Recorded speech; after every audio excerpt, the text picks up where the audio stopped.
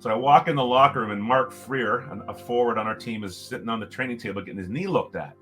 And I go, hey, what's wrong with you? He goes, oh, I can't go. I twisted my knee in warm-ups. I go, what?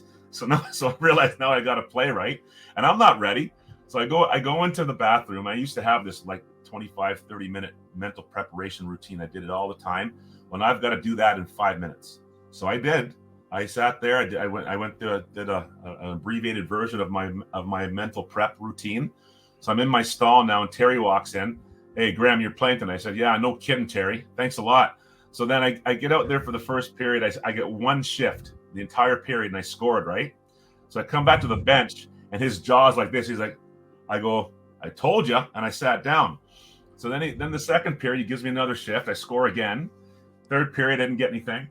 So this went on for 3 games. I had 5 goals in 3 games, getting about 3 shifts a game, right?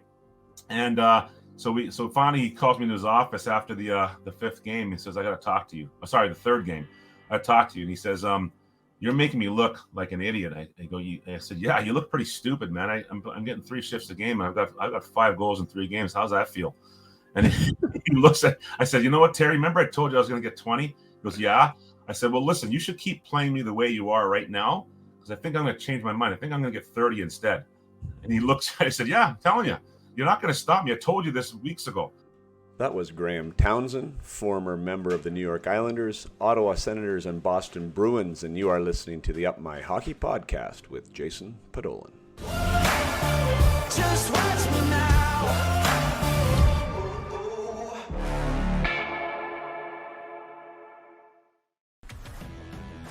Welcome to Up My Hockey with Jason Podolin, where we deconstruct the NHL journey, discuss what it takes to make it, and have a few laughs along the way. I'm your host, Jason Podolin, a 31st overall draft pick who played 41 NHL games, but thought he was destined for 1,000. Learn from my story and those of my guests. This is a hockey podcast about reaching your potential. Hey there, welcome back to another episode of Up My Hockey with Jason Podolin. I am Jason Podolin, and today you are here for episode number 83. And episode 83 has an amazing guest by the name of Graeme Townshend. That name might not be super familiar to a lot of you. He wasn't an NHL star. He played 45 games in the NHL. But one of the things that is a claim to Graeme Townshend's fame is that he is was the first ever Jamaican-born player to play in the NHL. Graeme did move from Jamaica when he was 3 to the Toronto area, and that's where he grew up. But his story, his path, and what it took for him to get those 45 NHL games and to be an NHL player and a pro player, also to get into coaching afterwards, had a lot to do with his mental approach, with his mindset, with his way of being able to handle adversity. Whether that be from a coach or whether that be from teammates or whether that be from the environment, he was always able to persevere and to push through. There's so many great stories here. Graeme is a great guy. We ended up first meeting at an NHL alumni event. It was a speaking event to learn how to public speak better. And so Graeme was there and I was there. I got to know Graeme there. That was probably 5-6 years ago now. And then just recently on my New York Islanders alumni trip out to Long Island, Graeme was there. Well, one of the teams Graeme played for was the Islanders. So we ended up reconnecting there. I had a really good talk about what he's doing now with as far as his hockey camp's concerned and his development of youth athletes.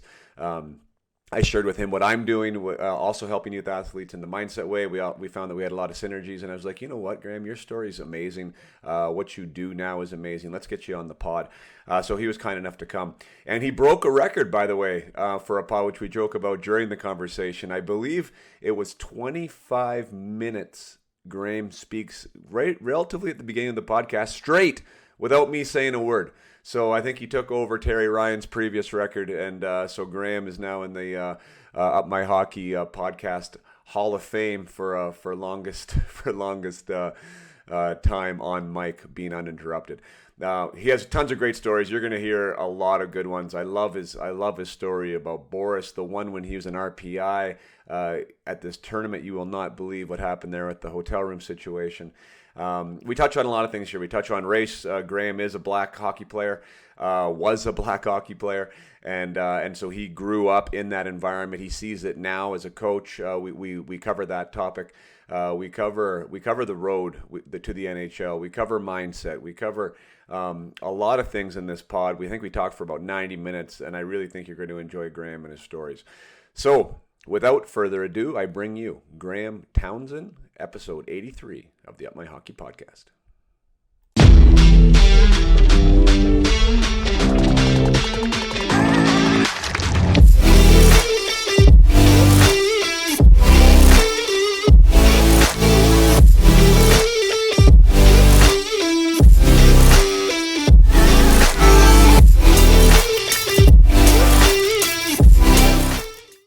All right, Mr. Graeme Townshend, welcome to the Up My Hockey podcast.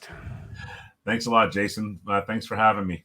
No worries, man. I'm glad we could figure it out. We had a little bit of trouble there with the old phone, with the Android, but we're on a computer now, and life is good. Yeah, I'm not a big computer guy, but I'm glad my wife was able to help me figure this out. So it's actually much better than being on a phone. So I'm looking forward to this. Fantastic. So I'd done the introduction beforehand, but just for a little bit of recap, we met originally at the NHL alumni, jeepers, what was it called? Like Speaking for Success or something like that? That's right. Yeah, that's right. Yeah. We did a seminar or a training session down there on how to do public speaking and whatnot. So yeah, exactly. Right. So we, which was fantastic. Actually, that was the first thing that I was involved with the alumni. I wasn't really a registered member, and then I became that, and I saw that they had all these cool programs, and that was something that I definitely wanted to be better at. So down I flew there. I think where were we in Philadelphia? Yeah, just outside of Philly. Actually, I think we were over in Delaware, wasn't it? Yeah, it was very close to Philadelphia. Anyways, yeah, so we spent a couple of days together, got to know you there, and then we just got back from our Islanders alumni trip, and reconnected there again. And I thought that your story, well, you have a great story. You know, I mean, and what you're doing now, and I mean, helping other people reach their dreams and goals, and you're inspired to do that is really in line with what I like to do. So I thought, geez, let's have a conversation about your past and your journey, because that's what it's all about here in Up My Hockey. I know there's going to be lots of lessons for my audience. So once again, thanks for joining, and I really appreciate you taking the time today. Well, hey, thanks for having me again. I'm looking forward to this. Yeah, I'm always looking to try to do what I can to pay it forward, to give back to the game in my own way. And I was very, I mean, I look back on my life and I can't believe the great fortune that I had, and just the people that came into my life, the coaches I had. I hear the stories of a lot of the kids that play for me now, and hear about the coaches that they have, the horror shows that they have as coaches. And I never had any of those experiences at all until I got to college. So I got through youth hockey completely unscathed, and had just real great role models.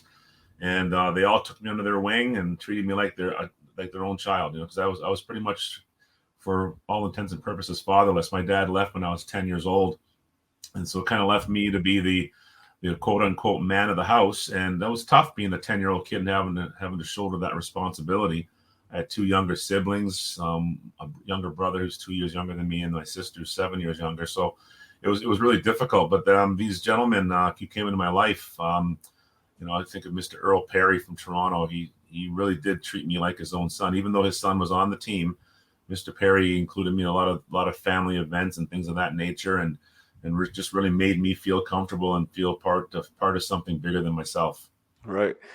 Well, I mean, before we even get into you, because I want to do that, but you already brought up a topic that's near and dear to me, which is coaching. I know you're involved in it now, and we both feel quite strongly about how impactful that role can be. We've seen it firsthand. Now, I work with clients that are dealing, as you said, in some have come across your path with coaches or coaching situations or environments that aren't maybe the best fit or conducive to that individual player being their best. How do you handle that in those situations? Meaning balancing the accountability that I feel there is accountability to the player in the relationship, that they have to go to bat and they have to find a way to figure it out. And then also just being in a toxic environment. Like, how do you manage that with the people that come across your path? It's really a balancing act, really. Honestly, like the question is a pertinent question. I think I look at each player as an individual, and I try to determine what that individual wants out of hockey. I always ask my players and all my students, I ask them first what they want out of life. So if hockey were to end right now, what would you want to be, type of thing. And then I ask the hockey question, because honestly, I think that hockey is secondary. For me, honestly, hockey grew into something that I use as a means to an end. When I was 14, I decided I wanted to get a scholarship because I discovered that you could get a scholarship and have your education paid for just because you could play hockey. And I thought that was amazing. So I decided to go for that. So I look for what they want first. And I often sit down with the parents. I want the parents involved because they're a big part of it, obviously. And so if the behavior doesn't match the goals, and I remind my students, and listen, you said you want to do this and this, if things have changed, let's just take another path. But either way, I don't care whether they want to play hockey or if they decide suddenly they want to be a pianist or whatever. I'd be willing to help them do that. I had a kid one time, Jason, I remember this vividly. He was coming to my camp every summer. My camp's it's an expensive camp. It's a big ask for parents.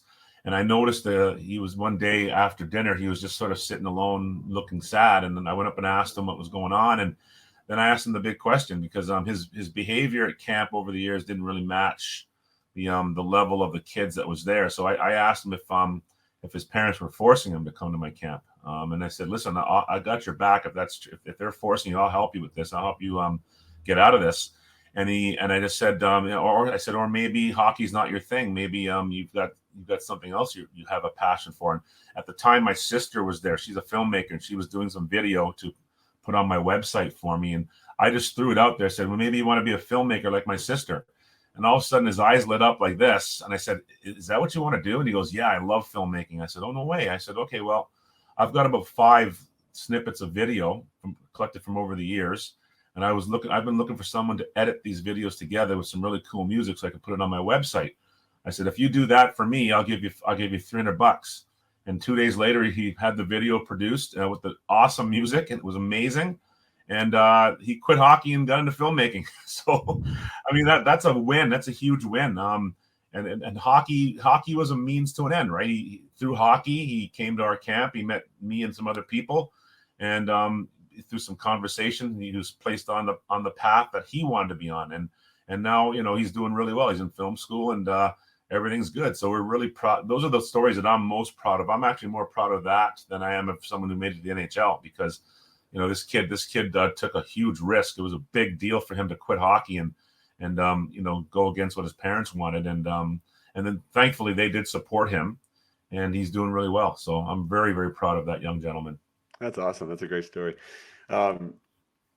With the role of coaches, just back to that other question I was saying. So like, and now I'm speaking like as a first person, as a player, because I think you must have been there as well. I know I have been there in an environment, you're on a team, and there's a coach that you're not jiving with. Now, there's been times where I feel that I was a part of that relationship, that I played a part in the negativity that was surrounding that. And then there's also been times where it was just, looking back, just a bad environment. Like I wasn't his guy or the guy, and it was really not helping me at all. So no matter how I showed up, it maybe wasn't going to work out.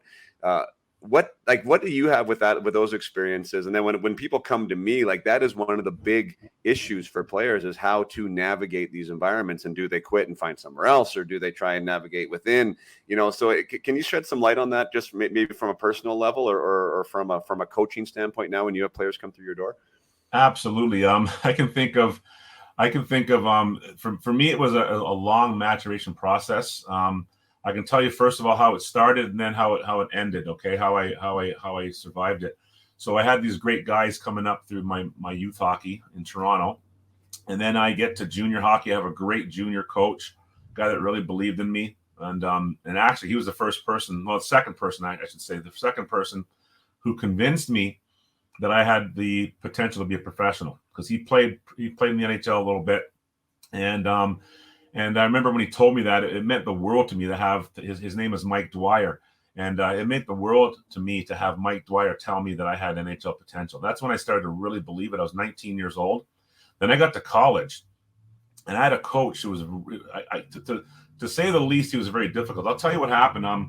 So I really struggled my freshman year adjusting to college hockey. And I remember one day we were playing in the Great Lakes tournament in Detroit. So this is a big deal. You had Michigan State there, Michigan, Northern Michigan, and us. I was at RPI. And RPI was the defending national champion. So I was coming into a program that had won the national championship the year before, and I was their top recruit. So there was a lot of media attention that I wasn't accustomed to, and I really struggled. And I'm not using that as an excuse, but that's just the facts. So we had at the Great Lakes tournament, the coach hated me. The coach couldn't stand me. He told me several times. Now, I had 15 scholarship offers. Okay, so at the time I was a number one recruited forward in the country, and so he told me that I was the biggest recruiting mistake in the nation, and that just crushed me. So we get to Detroit, and we get to the Renaissance Center. So this is a nice hotel, nicest hotel I'd ever seen up to that point. And he's handing out the keys for the rooms, or pairs of guys. So he'd say, Jason and Bob, here you go. Here's your key. So all the keys were handed out, and there's four of us standing there with no key. So he looked at us, and it's sort of a matter of fact, he acted like he'd forgotten we were there. And he says, "Oh yeah, you guys are going with Coach Peters." So we looked up Coach Peters. He had a minivan. He threw us in the minivan. We drove about 30 minutes out of town in a snowstorm, and then we pulled up to this Holiday Inn. He goes, "You four guys are staying in here. Your keys will be at the front desk." So we go to the Holiday Inn front desk, and there's one room for four guys, 2 beds, right? So we cram in there, and Coach Peter says, "I'll be back tomorrow at 9 to pick you up for practice." So he comes and gets us. We go to the Joe Louis Arena, we practice. And so we're expecting to go back to the hotel, the Holiday Inn. He says, no, we're going to the Renaissance Center. So we're thinking, oh, good, we're going to move to the Renaissance Center. Nope. There was this huge concourse. So the lobby was huge, and there are these elevators, right? And there's some chairs set up in front of the elevators, like for a meeting. So there's all these rows of chairs, and then there was 3 separate chairs in the front of those rows, right in front of the elevators. And he told me and 2 other guys to sit there. So now we're sitting in the lobby of the Renaissance Center. As you can imagine, there's other players from other teams going up and down the elevators and going about their day. And this coach is just ripping into the 3 of us. He's basically telling us we suck, we should quit hockey, we're not good enough to play at RPI, blah, blah, blah. And back then, you could actually transfer without having to sit out a year.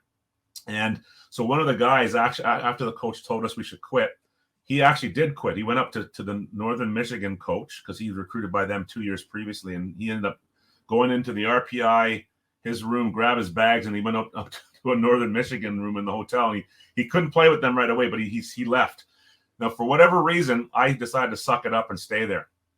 I don't know why I did that, because Michigan was there and Michigan State was there. They both recruited me. I probably could have transferred to one of those schools, but I chose to stay at RPI, and I guess because I'm very stubborn. So my sophomore year starts. I finally become a good college player. I'm having a great sophomore year, and all of a sudden, Jason, he makes me a defenseman. I'm a forward, right? So I was the worst defenseman in the league. I was terrible. And he wanted me to play D because I had a good shot and I could, for the power play and whatnot. So that's why he put me there. So then finally I go to my mentor. I learn how to play D the next summer, and I go back to RPI, and I'm one of the best defensemen in the league now, all of a sudden. And lo and behold, you won't believe it, the guy that tried to get me to quit a year and a half before made me one of the captains. So go figure that one out. So now the season ends. I'm going into my senior year. I'm undrafted. I had a really good junior year. And the coach wants to see me in his office one day. I said, all right, fine. I go over to his office. And he says, what do you want to do with your life, Graeme? And I hated talking to this guy. I was trying to figure out how to get out of this office. And so I'm going to tell him what he wants to hear, and maybe he'll let me go. So I said, okay, coach, I want to get my degree. And he was really about school, and he loved to hear that stuff. So I just threw that at him. And I started to leave. He goes, oh, no. What else? I said, all right, I'll be honest with you. I want to play in the NHL. He goes, nope, that'll never happen. You're not good enough. He goes, in fact, when pro scouts ask me about you, I tell them you suck. I go, okay, cool. And so I said, can I go now? He goes, yeah. So I left. So I'm walking across the street and I'm bawling my eyes out. So I'm thinking, okay, the coach is telling everybody that I suck at hockey, and how am I going to play pro if this coach is sandbagging me? So I called my dad, called my family, said, okay, I'm going to quit hockey. I'm going to go my senior year. I'm going to focus on school because I want to be a chiropractor and I want to get my grades up so I can get into chiropractic school. And I called my mentor and told him that I'm not playing hockey anymore. I'm going to go to tryouts next year. I'm not going to try. Hopefully I'll get cut. I have a scholarship that's guaranteed. They can't take the money away. So I was going to just do that. And my mentor had me talk to a scout from the New Jersey Devils. His name is Tim Burke, who actually was at Princeton during my recruiting year and tried really hard to get me into Princeton. And for whatever reason, this guy, Tim, liked me. And he shows up to the summer camp. I decided to work the summer camp because I promised to be an instructor. And I didn't want to leave Mr. Vincent, my mentor, high and dry without enough instructors for his hockey school. So I told Mr. V, I said, listen, I'm not going to train this summer. I'm going to go out to the bars with all the other college guys and have a great time, because I never did any of that stuff when I was in school. I was Mr. Straight and Narrow. I didn't party, nothing like that. But now, if I'm not playing hockey, I'm going to have at least one good year fun in college and enjoy the whole college experience. So I told him that. And so Mr. Burke comes up and says, I want to talk to you. So we went for a walk. And it was on Cape Cod. We're going for a walk. And he says, I heard you're quitting hockey. I go, yep, that's right. He says, why is that? I said, well, I don't get along with my coach. And I didn't want to get into all the details. And he goes, yeah, I heard you don't get along with him. And he says, I said, yeah, he told me he's going to tell all you scouts that I suck at hockey. And he goes, well, he does tell me you suck. I said, see, there you go. So why should I bother? I mean, if he says, well, Graeme, you don't seem to understand the scouting process. I said, well, why don't you explain it to me?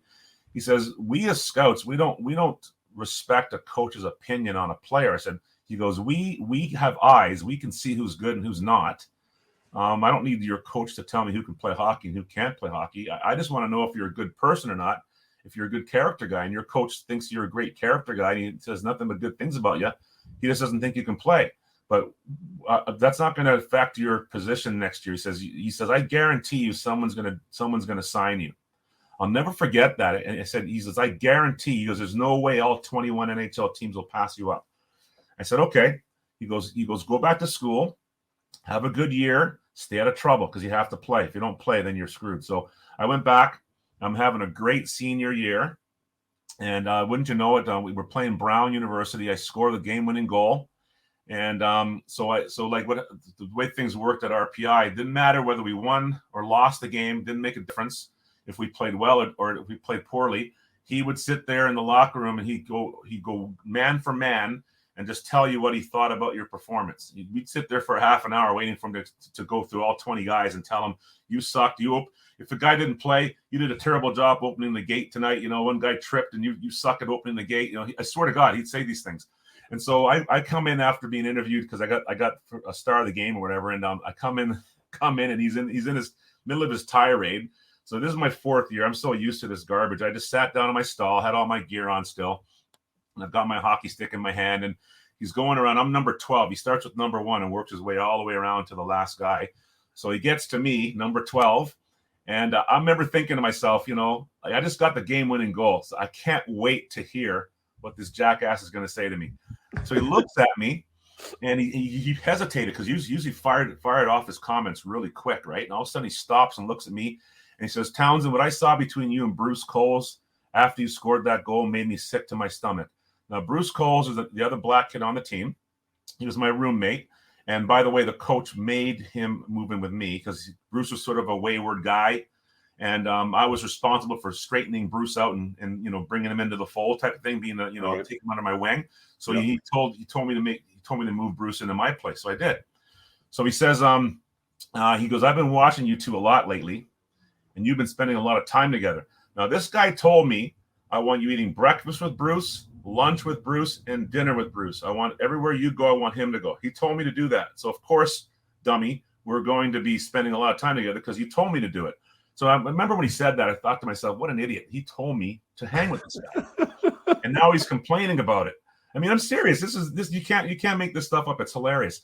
So then he says to me, he goes, you guys have been spending a lot of time together, And instead of you two guys getting together and calling the NAACP and reporting the rest of us, you ought to bloody his nose. Now I'll tell you, I'm not dumb, but I'm not the smartest guy in the world. And I thought he said NCAA.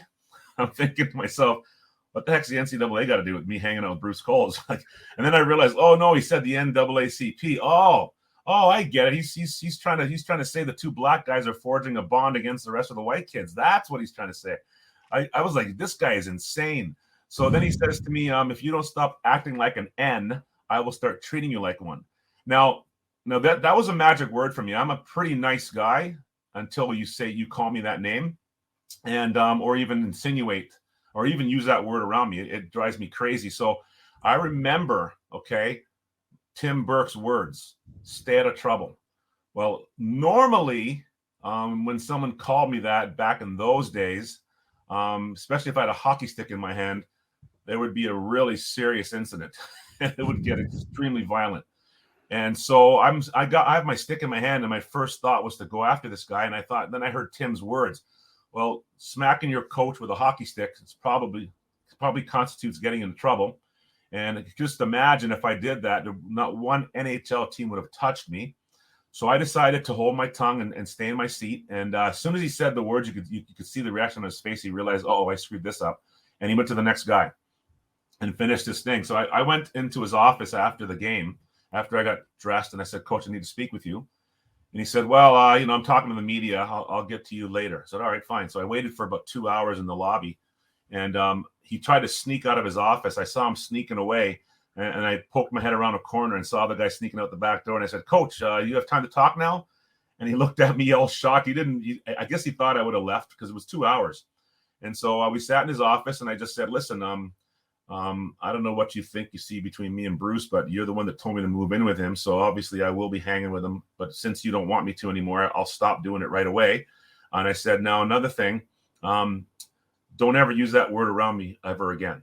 And so he didn't apologize. He kind of backpedaled and made an excuse for why he used the word. And I said, listen, he said he's trying to motivate me. I said, look, you're a very intelligent man. I said, you can think of a better way to motivate me, but I'm telling you, don't ever call me that again, ever. And that was it. So long story short, it got out. He was coaching a team where there were 20 guys that hated him. And he said that word to me in front of 20 people. And so a couple of my teammates ratted him out to the school. And long story short, he had to resign. That's how I learned to handle a person like him. So years later, when I got to the pros, there wasn't one single coach in professional hockey that could match this guy. Like a lot of these guys, when they try to be tough or whatever, I kind of laugh because I'm thinking, geez, you have no idea who I just dealt with for the past 4 years. This is nothing. So along comes a coach. I guess I can say his name. It's not a big deal. His name is Terry Ruskowski. And I'm near the end of my career. And Terry wants me to fight a lot, and I just don't feel like fighting anymore, So I could tell he didn't like the way I played. And I scored 19 goals for him one year in Houston, and I was the assistant captain. So the next year rolls around, and it's the end of training camp, and Terry calls me in his office. So I think we played 8 preseason games. I must have had about 6 goals. The weird thing was in hockey, didn't matter how well I did. If people wanted me to be a tough guy, and because I wasn't, it didn't matter. I could score 20. I could score 50 goals, and I'd be sitting. It was crazy. I remember I was one of the leading scorers of our team, and then suddenly I'm off the second line. I'm a 10th forward, and I'm one of the top scorers. Okay, so like that's crap I had to deal with. So I got 6 goals in eight preseason games, and Terry pulls me in his office and he says, "Yeah, I'm taking your letter away." I go, "Oh yeah, why is that?" Well, you're not going to play much this year, and it doesn't make sense to have one of our captains sitting in the press box. I go, "Oh yeah, why am I not playing?" He goes, "Well, you had a terrible training camp." I go, "Really?" I said, "I've got 6 goals in 8 games. What the hell are you talking about?" He goes, "Well, you scored most of those goals the first few games." I said, "I don't care, Terry. 6 goals is 6 goals."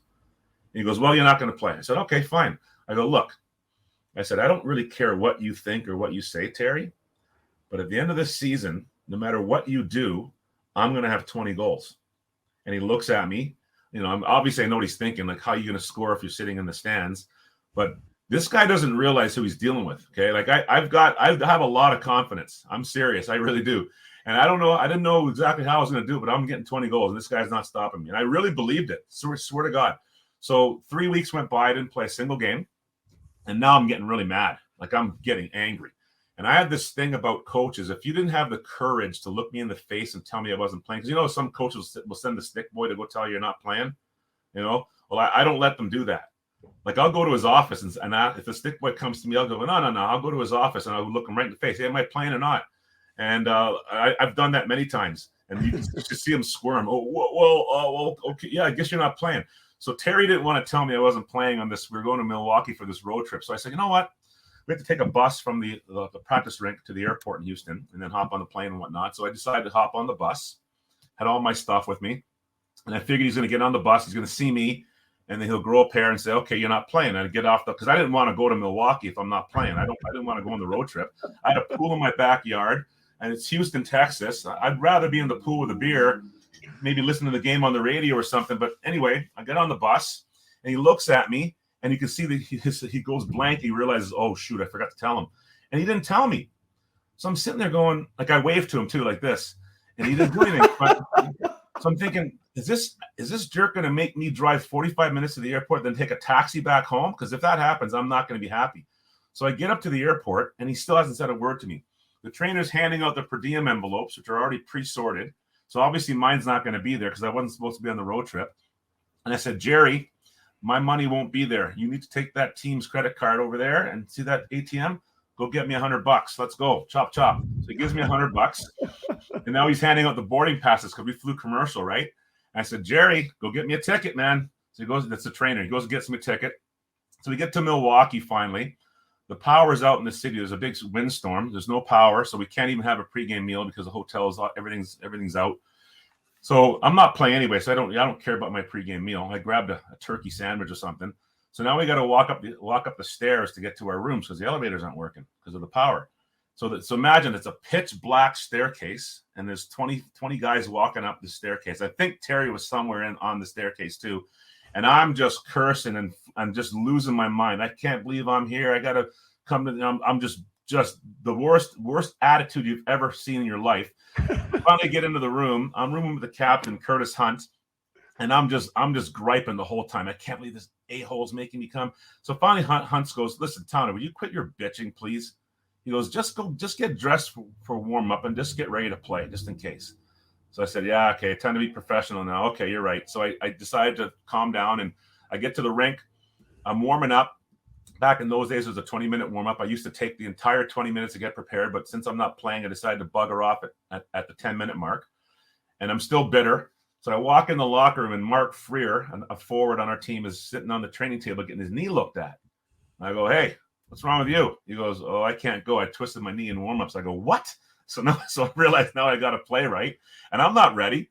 So I go into the bathroom. I used to have this like 25, 30-minute mental preparation routine. I did it all the time.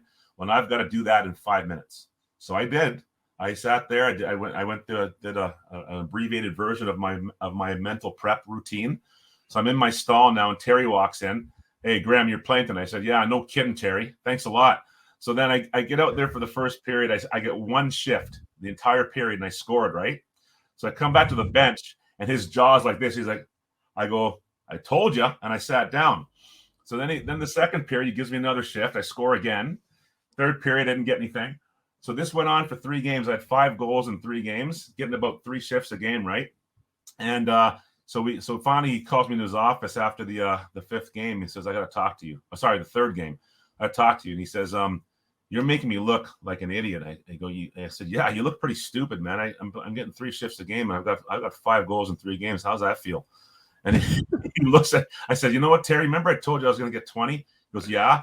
I said, well, listen, you should keep playing me the way you are right now, because I think I'm going to change my mind. I think I'm going to get 30 instead. And he looks. I said, yeah, I'm telling you, you're not going to stop me. I told you this weeks ago. And so luckily he got fired later on, right? Not too long after that. So Dave Tippett took over as the head coach. And so the last game of the year, in the 3rd period, last game of the season, I'm in the upper slot. Puck's coming to me, but it's kind of rolling.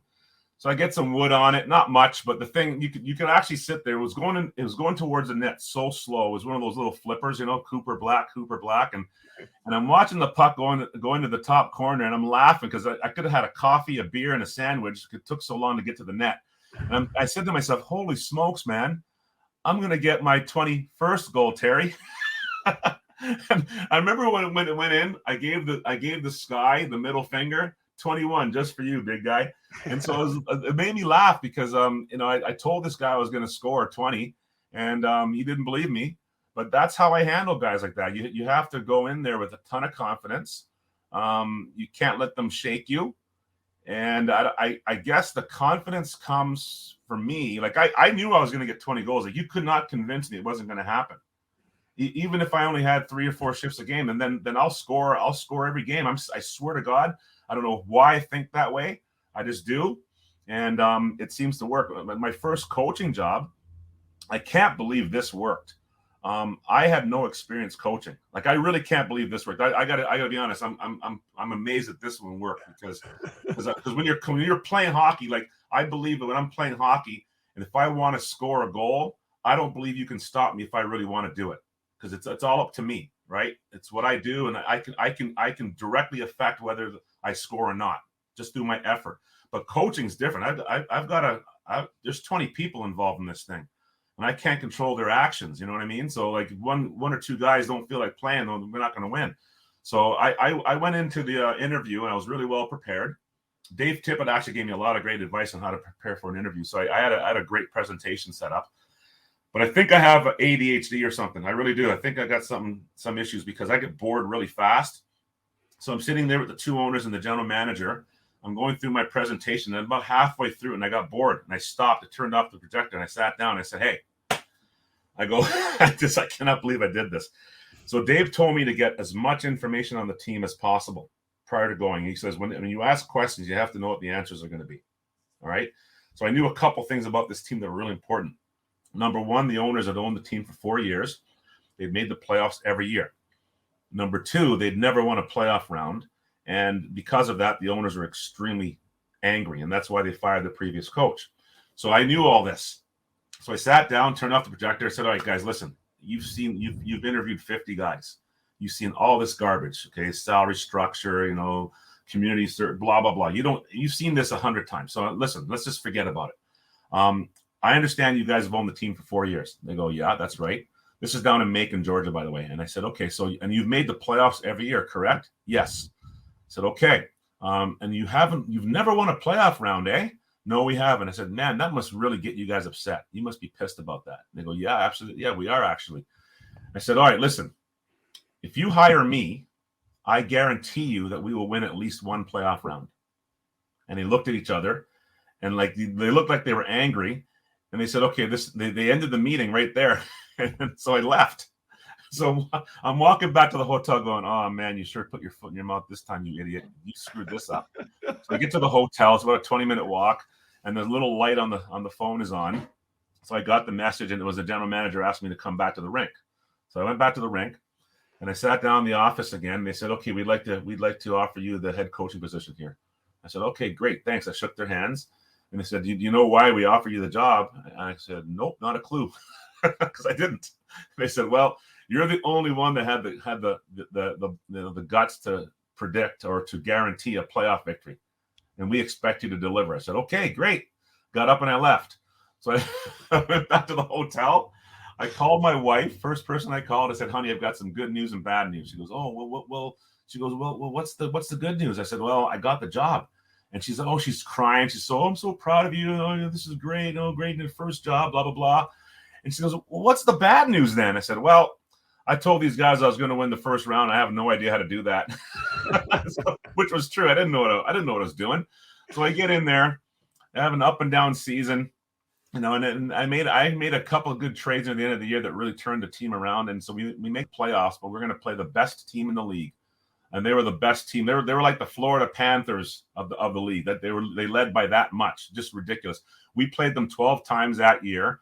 I think we beat them twice in a shootout.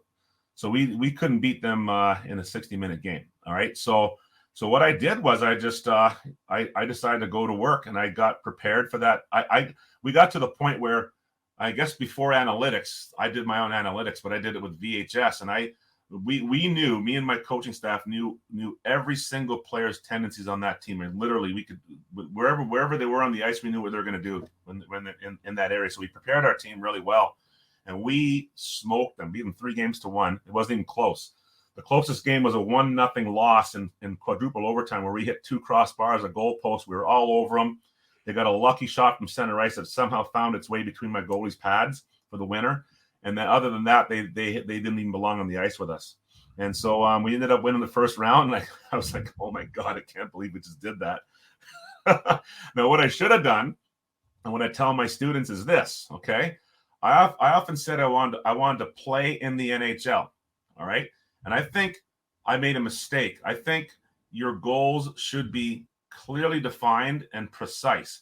I should never have said I wanted to play in the NHL. I should have said I want to play 1,000 games in the NHL, because playing one game is playing, right? Yeah. I played 45, and I think if I had a different mindset and approach it differently, I think I would have played more. So by saying, I shouldn't have said we're going to win only one round, I should have said we're going to win the championship, because in the next round we lost 3-1. And we were bounced out of the second round, and then actually that was a semifinal. So I set my goals way too low, and I should have definitely set them higher. So I think if we did, I really believe as a group we would have done way better in the second round. Maybe not won it, but certainly wouldn't have lost 3-1. Right. But that's kind of, that was a lesson I learned, and I tell my students all the time: don't just make these vague goals. Like be precise, be be deliberate about it. If you want to play 1,000 games in the National Hockey League, say you want to play 1,000 games. If you get to 100, that's pretty freaking good. It's nothing to sneeze at. And 100 is better than 45. If I had a choice between playing 100 or playing 45, I'm taking the 100 all day long. So I really should have set much higher goals. And that's what I think. I encounter a lot of players whose parents are afraid for their kids to do that.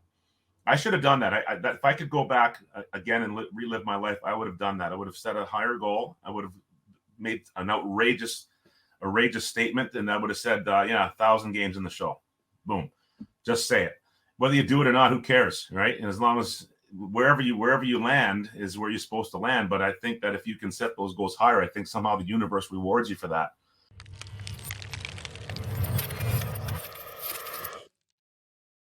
Want to take a short break here to celebrate Graeme Townshend and talk about what he's doing out there in Maine. If you are anywhere in Maine and you have an amateur athlete that wants to get ready for this coming season, check out Townshend Hockey. That's TOWNSHEND. Love everything that Graeme's doing, what he stands for. Not only does he feel that hockey is important to these young athletes, of course, but he loves developing the human being inside the athlete. And he knows hockey is usually a vehicle to someplace else. And if you can learn, the character traits and the intangibles required for success, that will translate anywhere. So Graeme knows his hockey. He knows the skill development. He knows how to develop hockey players. He also knows how to develop good humans. I would definitely trust my son in his environment. We are on the West Coast, though. He's on the East. So if you're anywhere around Maine, he does boarding camps. He has mentorship programs. There's day clinics, all types of great stuff there at Townshend Hockey. Once again, TOWNSHEND, TownshendHockey.com. Check Graeme out. See what he's doing, support what he's got going on there, and your athlete will be the better for it. Let's get back to the interview with Graeme Townshend.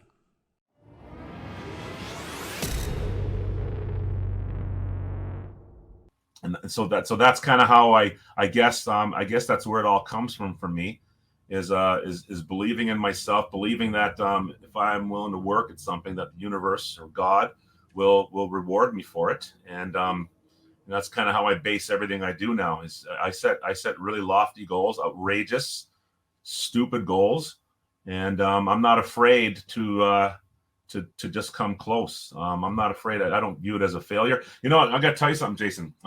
I learned a lot of that from someone that I started out not liking. I couldn't stand this one guy that I played with.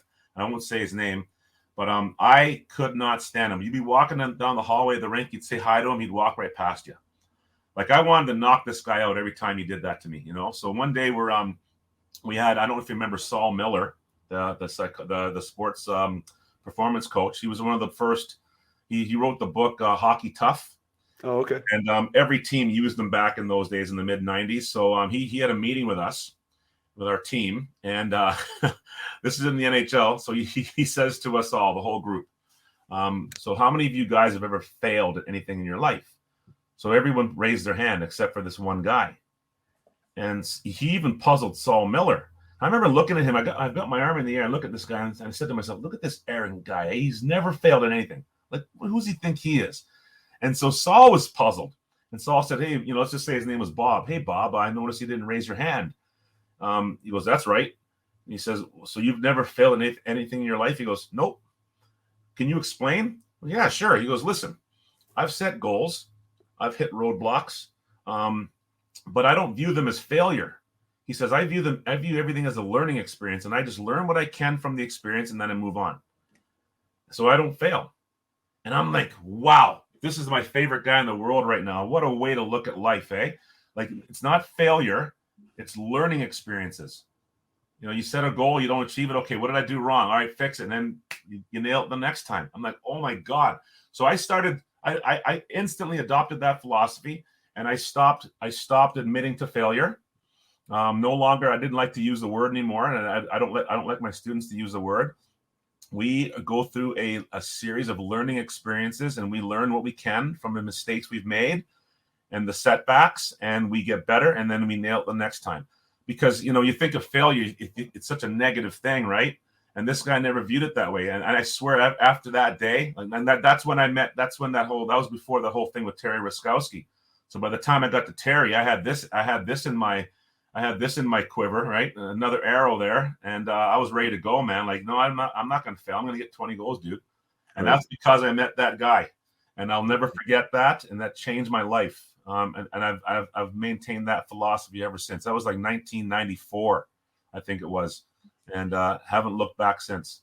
So, yeah, that was really, really important. That was an important meeting. And, man, thank God I was in that place at that time. Because who knows what my life would have looked like if I didn't learn that. Do you know a guy by the name of Terry Ryan? He's around my age. I know the name. Yeah, I think I might have even played against him. He was a first rounder to Montreal, and he fought Ty Domi a couple times. He's from Newfoundland, and anyways, he's a buddy of mine. I've been on his podcast. Anyways, he likes to talk, and he held the previous record for longest story time. And you just took over. I love it. That was like 20 minutes, man. I didn't even ask a question. I enjoyed every second of it, but that was perfect. I think that's hilarious, man. I tell a lot of stories. I come from a family of storytellers, but yeah. So, okay, well, I'm going to break down because there was so much there in that last like 20, 25 minutes that I want to talk about. One, I didn't get a chance to interject. They put you in a different hotel than the other teammates. Yeah, they did. Phenomenal. Can you imagine if that would happen in today's day and age? Who knows? I mean, I couldn't imagine it. And of course, yeah, I mean, like what a premeditated thing to do, like to make you feel inferior, right? Oh. Like you have to go out of your way to do that. Oh yeah. You're right. You're right. And everything he did was calculated for sure. Oh my God, yeah. You think about everything he did, and at the time, I just remember feeling sorry for myself. Right. You know what I mean? But that's the thing. Bad. Like, I'm not saying that should have happened or it was good that it happened. Like, I definitely wouldn't say that. But like those types of things, like you already mentioned the word failure, like the adversity, right? And like the toughness or whatever you want to use there for you to show up again. Yeah.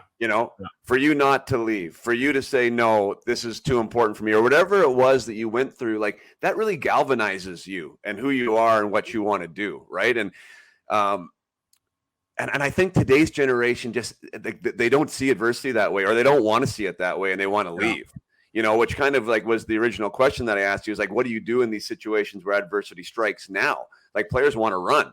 Yeah. I mean, you were in a different hotel than your teammates in D1 college. Yeah. Right. What a great opportunity to say, you know what, this isn't for me. I'm out of here. One of our guys did that. He actually left. Right. I just I just wasn't raised to accept quitting. You know what I mean? Yeah. Like, I just can't quit no matter what. And then, listen, that situation for 4 years was literally 4 years of hell. It was really bad. And I'll tell you, like, some people might say that I should have quit, but I had a really serious mental issue after leaving that school. So there was a senior at RPI, and this guy had a hair across his butt for us freshmen. He didn't like us, especially me. So I'll tell you another story. And this is why, I grew up in Ontario housing. I grew up in what's known as the projects in Canada. And I'm not trying to say it's like growing up in the projects in Chicago. It's nothing like that at all. Canadian housing projects are not the same as, say, Southside Chicago or Brooklyn or something like that. But it's still tough by Canadian standards, okay? And if you don't stick up for yourself, and it has to be, I hate to say it, but in my neighborhood, it is always violent, okay? When someone did something to you, if you didn't respond in a severe and swift manner, I'm telling you, the whole neighborhood's going to pick on you and torment you the rest of your life, and you will be miserable. So you have to make a stand, and it has to be shock and awe. Like, I'm not saying going to take someone's life, but you have to be willing to go pretty darn far. So that's my mentality. So I'm going to RPI now, and I'm the only black guy, right, from this community, and everybody else is from middle class Canada and middle class Massachusetts, and they have a different way of looking at things than I do. So I got this guy who's picking on me all year, and I'll take a lot of stuff to a point. So, hey, freshman, unload the bus. Hey, no problem. I got to pay my dues. Hey, freshman, pick up the pucks. No problem. I'll pay my dues, because when I'm a sophomore, I don't have to do that anymore. So I'll pay my dues. So anyway, one day we're playing at Princeton. We won, but we didn't play well. I played poorly, so the coach was mad at me. So we get back to RPI. It's a 3-hour drive, and I'm getting off the bus, and I'm pretty bummed. So a teammate tells me a joke, and I start laughing. Well, the coach heard me laughing outside the bus. I have a very loud voice. He knew it was me, so he got on the bus and he asked who was laughing, and I said, "Me, coach." And he goes, "Townsend, that you?" I go, "Yep." He says, "How could you be laughing after the way you played tonight?" He goes, "Now I know how badly you want to play here." And he got off the bus. I'm like, I'm thinking, oh, great. So I get off the bus, and this senior, I'll call him Bob too, he's got this huge smile on his face, right? And he points at me, "You are in trouble." I go, "Yeah, what'd I do this time?" He goes, "Well, coach told all of us," he points to all the guys, "he told all of us not to talk to you anymore." I said, "Okay, great." So we get on campus, and sure enough, I say hi to guys. They walk right past me. Only one guy talked to me. It was he's my best friend to this day. His name is John Haley. He's the only guy that talked to me. So that's what I was dealing with. So now we go home for Christmas, and we only get one day because we have to play in the Great Lakes tournament. So this guy, Bob, he's from Toronto. He's going to give me a ride to Detroit. He says, "Meet me at such and such a subway station at 8 o'clock. If you're not there, I'm leaving." So, like, if I'm not there on time, he's going to leave me in Toronto. I said, "All right, fine." So I get there a half hour early. I wait for him. He gets in the car. We start driving to Detroit. And it's a 4-hour drive. The whole way there, he's just ripping me. I remember looking over my left shoulder as he's just jabbing away. I'm looking at his jaw, and I'm saying to myself, man, I should break that jaw right now. But if I do, we're going to crash and die. So maybe I'll wait till later. But I was going to sucker him. I was so mad, eh? So what I did was I realized, okay, I can't be beating up my teammates because I'm probably going to get in trouble somehow. So I'm waiting until the end of the season. He's a senior. So when the season's over, he's no longer my teammate, so I can do whatever I want. So the end of the year comes around, and I'm just thinking to myself, okay, how am I going to do this? Am I just going to jump him? Am I going to warn him? What am I going to do? So I'm trying to figure it out. And we had a team party. And sure enough, at the team party, he insults me in front of a whole bunch of people. And I said, this is my opportunity. So I said, "Listen, you've been on me all year. And I said, I've been waiting for this moment a long time. So you and I are going to go outside in the front lawn. We're going to take care of this right now. Let's go." So I start walking to the front door, and he won't move. I walk back over. I said, "You're not going to fight me?" And he just looks at me. I said, "Hey," I said, "get up. Let's go. We're going to take care of this. Come on, let's go." And he wouldn't go. And so I finally said, "You know what? I kind of figured you were a coward. That's why you bullied me all year." I said, "Now you've confirmed it. You are a coward." And all the guys started laughing at him. I shook my head. I said, "I can't believe you're not going to stand up." And I walked away, and that was it. Didn't have to throw a single punch, but he did not want any part of it. And so that's kind of how I learned to handle things at that school. And that's why I think I survived because I had that mentality. I just wouldn't let anyone pick on me. Even the coach, like, you don't think I can play here? Yeah, I'll show you. But he wasn't trying to get me to. He wasn't using reverse psychology. He really wanted my scholarship back. He thought I was a terrible player and wanted the money back. Right. And so there's no way he's getting it. I'm going to prove you wrong. And then sure enough, 2 years later, I'm the captain of the team. How about that, eh? It's pretty funny. But yeah, so that's how I got through it. And it's just quitting is not an option. It just isn't an option. No matter what. I've told it on this podcast once or twice, but my draft year was kind of a similar story where I had a coach, and I'm still not sure. I would love to talk to him like have a sit down with him at this point. But he was 16, 17 years old, right? He was an old school coach by even in that generation in the 90s. He was old school. Brian Maxwell was his name. He was a first rounder. I know him. Himself. Yeah, he was a first rounder himself to the Kings, and he was a hell of a coach. Like anyone ever asked me about him, I learned more from him about the game than probably anyone else I ever played for. Really understood the game well, taught us all the details, especially the defensive zone and everything else. But boy, was he hard on me to a point where it wasn't helping me, like it wasn't helping me in my draft year after scoring 36 goals as a 16-year-old in the CHL. And then all of a sudden now I can't get on the ice. And then I have my dad who's so my dad wanted me to get traded, right? Like he wanted the GM to trade me. He wanted me to leave the room. He was going to pack my stall up one game when I was sitting on the bench. Like that type of stuff is going on in the background, right? And then I'm trying to manage everything. Like I'm trying to be a part of this team, right? I'm trying to be productive. I'm trying to understand what's going on, like the psychology of what's happening, and manage the relationship, because I didn't want to ask for a trade or quit, right? Because that wasn't part of me either, right? And then now you become this thing that maybe other people thought you were, like a spoiled kid, or like, but that was kind of like what Brian Maxwell, I thought, was portraying me as, right? Like that I was like the spoiled kind of entitled kid that was uncoachable. So now, like in my mind, I'm like, well, if I leave now, like all I'm doing is like making him right. Like I got to find a way through this. And I was never good at quitting anything anyways. Right. I think it was just something that was in me. And yeah, I stuck it out. I mean, he ended up quitting. The irony of that is, like, he came into the room right before one game and he's left, like legitimately right before a game was about to start. He resigned. Wow. I still think it was something to do with me. I don't think it was entirely, but there was that was right when things were really hot with me.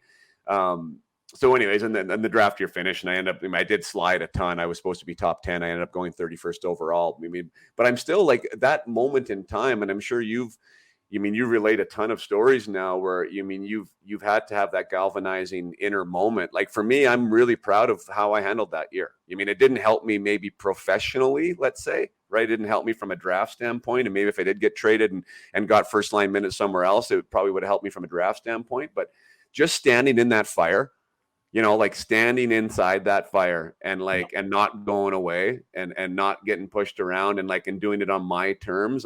I'm still to this day proud of that, and I think that there is some resolve there that you find, and for sure it's helped me outside of hockey. It helped me after in hockey when you meet somebody else or you're in a new situation or whatever, right? You build this kind of fortitude that you wouldn't have otherwise. So it's interesting, man. Like those scenarios that come up, right? It's how we do it. And sometimes when I'm working with my players now, right, like having that, you used the word mentor a lot already, like having that mentor or that coach or that someone that can help you find your own way through that, can be super, super helpful, and that's one of the things that I really try is empower these young athletes to not go away, to not go away, find a way through where they feel like they're in control of the situation. I really think that helps, not only in the hockey aspect, but also, later on. But I wanted to ask you the other thing. Well, just about you getting out of that RPI. Well, first of all, I guess we have to unpack that N word because it is relevant right now. And I know the NHL is doing a ton with it now to increase, diversity and acceptance and everything that's happening in that day and age. Like if I got my years right, it must have been around 88, 89. I'm almost impressed by the school that like them knowing about that caused his resignation. That was kind of back in the dark ages where I thought that maybe wouldn't have that type of a reaction to that. Well, definitely. Let me first say that I don't believe that the coach was a racist. I really don't. I just think he and because I had another teammate that called me that name one time too, and I'm not necessarily sure that guy was a racist. Just because he used a word, I don't think necessarily means you are.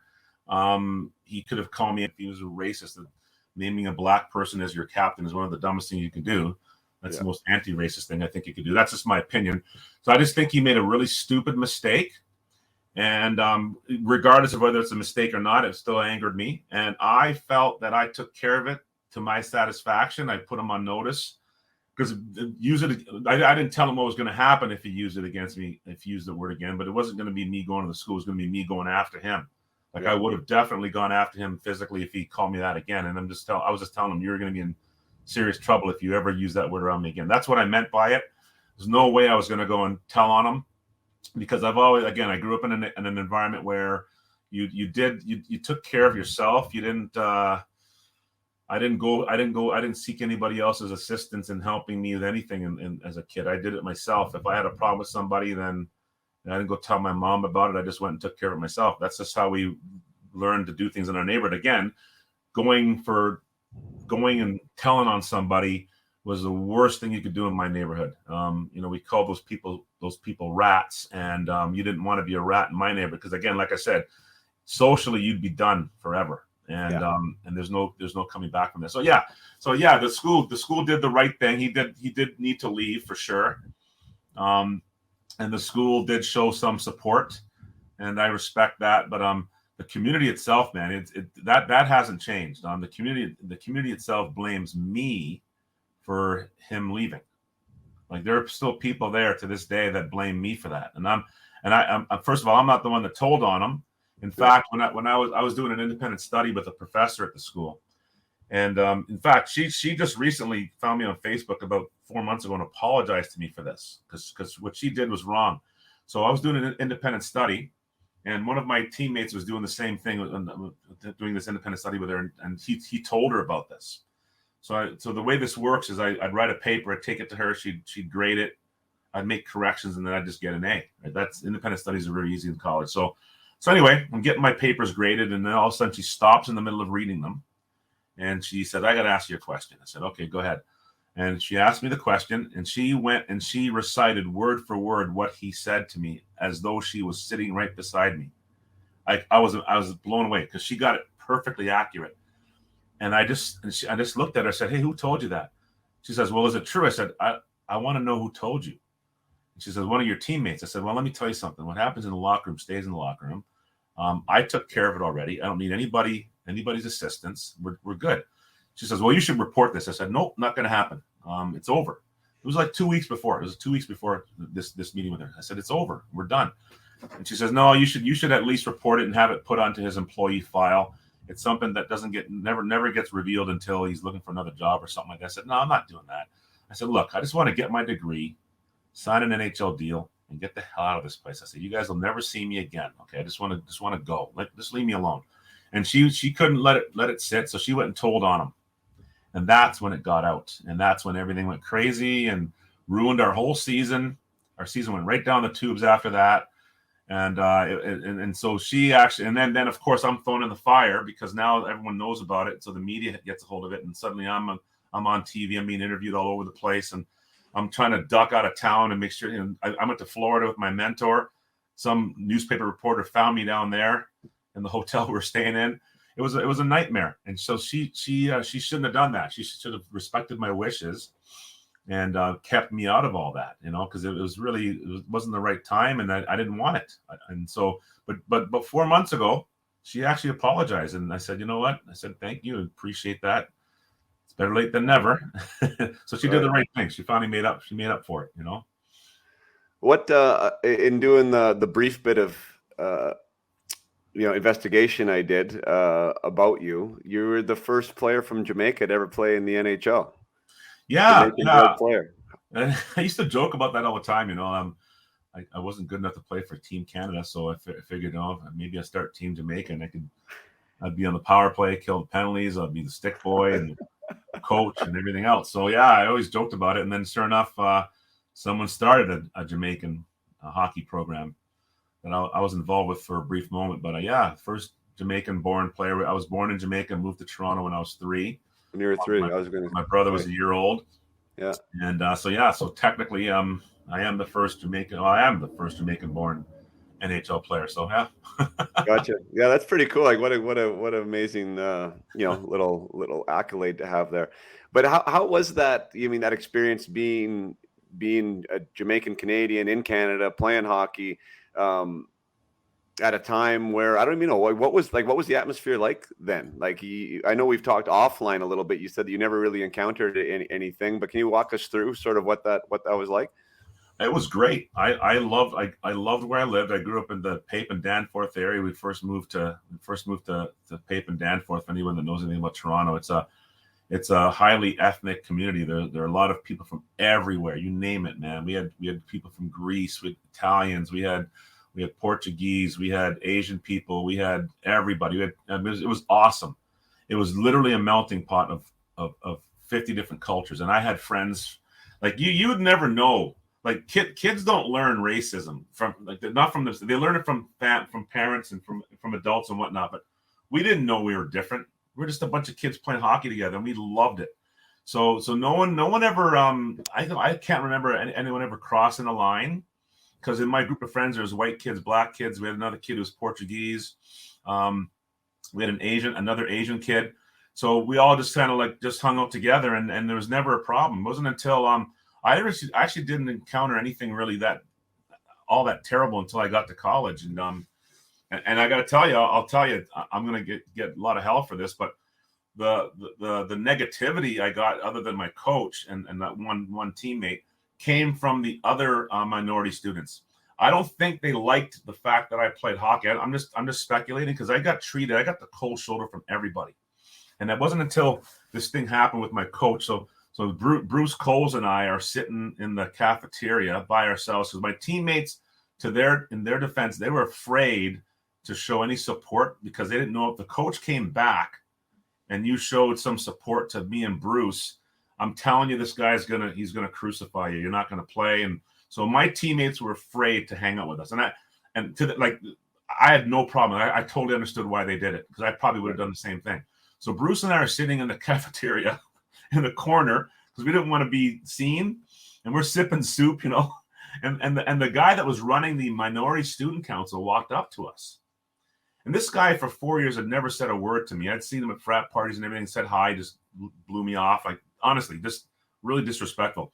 So all of a sudden he comes up and says, listen, I want you to know that the minority student council, we are offended by what your coach said, and we'd like you guys to come down with us and march on the president's office. And I looked at this guy, I said, listen, dude, I've been here for 4 years, and this is the first time you've ever talked to me. Okay. I've said hello to you many times on campus, in classes, and you just gave me the cold shoulder. Now suddenly you want to be my best friend and have me march on the presidents. I go, listen, you go march yourself. Me and Bruce are eating our soup. Like, get out of here. So we finished our soup. Like, I don't want, you guys want to use me for his cause. You know what I'm saying? Like, you didn't care about me.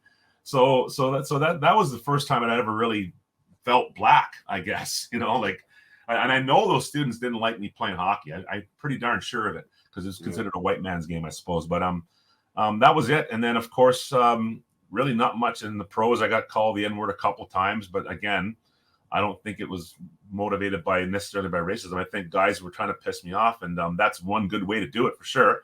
So I became best friends with one of the guys that called me that name. So I just never really had the issues that these kids are having today. I certainly didn't experience anything like that from a coach after college. The coaches I had were great. I had Rick Bonus, I had Mike Milbury, Don McAdam. I had some great coaches. Even Terry was a good coach. I liked playing for Terry.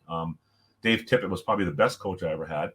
And so I had no problems whatsoever. And if I did, maybe I'm just oblivious to it. Maybe I just don't let things get to me. I have no idea. But I didn't feel like I didn't experience anything that these kids today are experiencing. And what they're going through today is real. It's really bad. And shame on all those parents who allow their children to behave that way. But I have a lot of kids that I work with, and it's horrible what they're going through right now. Do you think it's worse now, you think, than before? Way worse. It's like, I think, I'm not saying that there are no racist people in back in the 80s. I just think they were ashamed to express themselves. I think that's what it was. I think they were underground. Now they're not ashamed. They're proud of it. They just come out and say it. Right. Yeah, because no one holds them accountable. In my neighborhood growing up, like let's say I went to George Vanier Secondary School. If you called a black person a name, 10 white kids would jump you in my school. That's what kind of people I went to school with. They were amazing. That just usually we're not allowed to behave that way. And I'm not talking about the black kids. I'm talking about the white kids would be on you. You wouldn't have to worry about the black kids. The white kids would already be on you and stop that kind of behavior. I'm dead serious. That doesn't happen today. I don't believe. I think you have a lot of good kids who don't like what's going on, but they're afraid to do the right thing. Whereas I believe in my day, I really don't believe that the kids were afraid, because if there were more of them that were willing to step up and do the right thing. I think today a person like that's a unicorn and they're afraid to do it. Right. I think that's why it's perpetuating and why it's such a big problem. You know what? And this is just coming to me, and it could be completely wrong too, but like the lack of societal acceptance with physicality now, and especially at schools and everywhere. Do you think that has something to do with it? Like, yeah. Oh yeah. So I'll tell you, you are not allowed to wrestle at school anymore. You're not my kids who are in, like, my one kid's in grade 7, right? So he's been to elementary school now from grade 1 to grade 7. He has not seen one fight at his school. Well, and I'm not even like, to me, like, I'm not. Yeah. I should just give me a second, because I don't want to sound like I'm a Neanderthal, and I don't think like that it should be celebrated, because I'm sure like the school is probably celebrating that Hudson hasn't seen a fight on school, but like I don't think that's normal.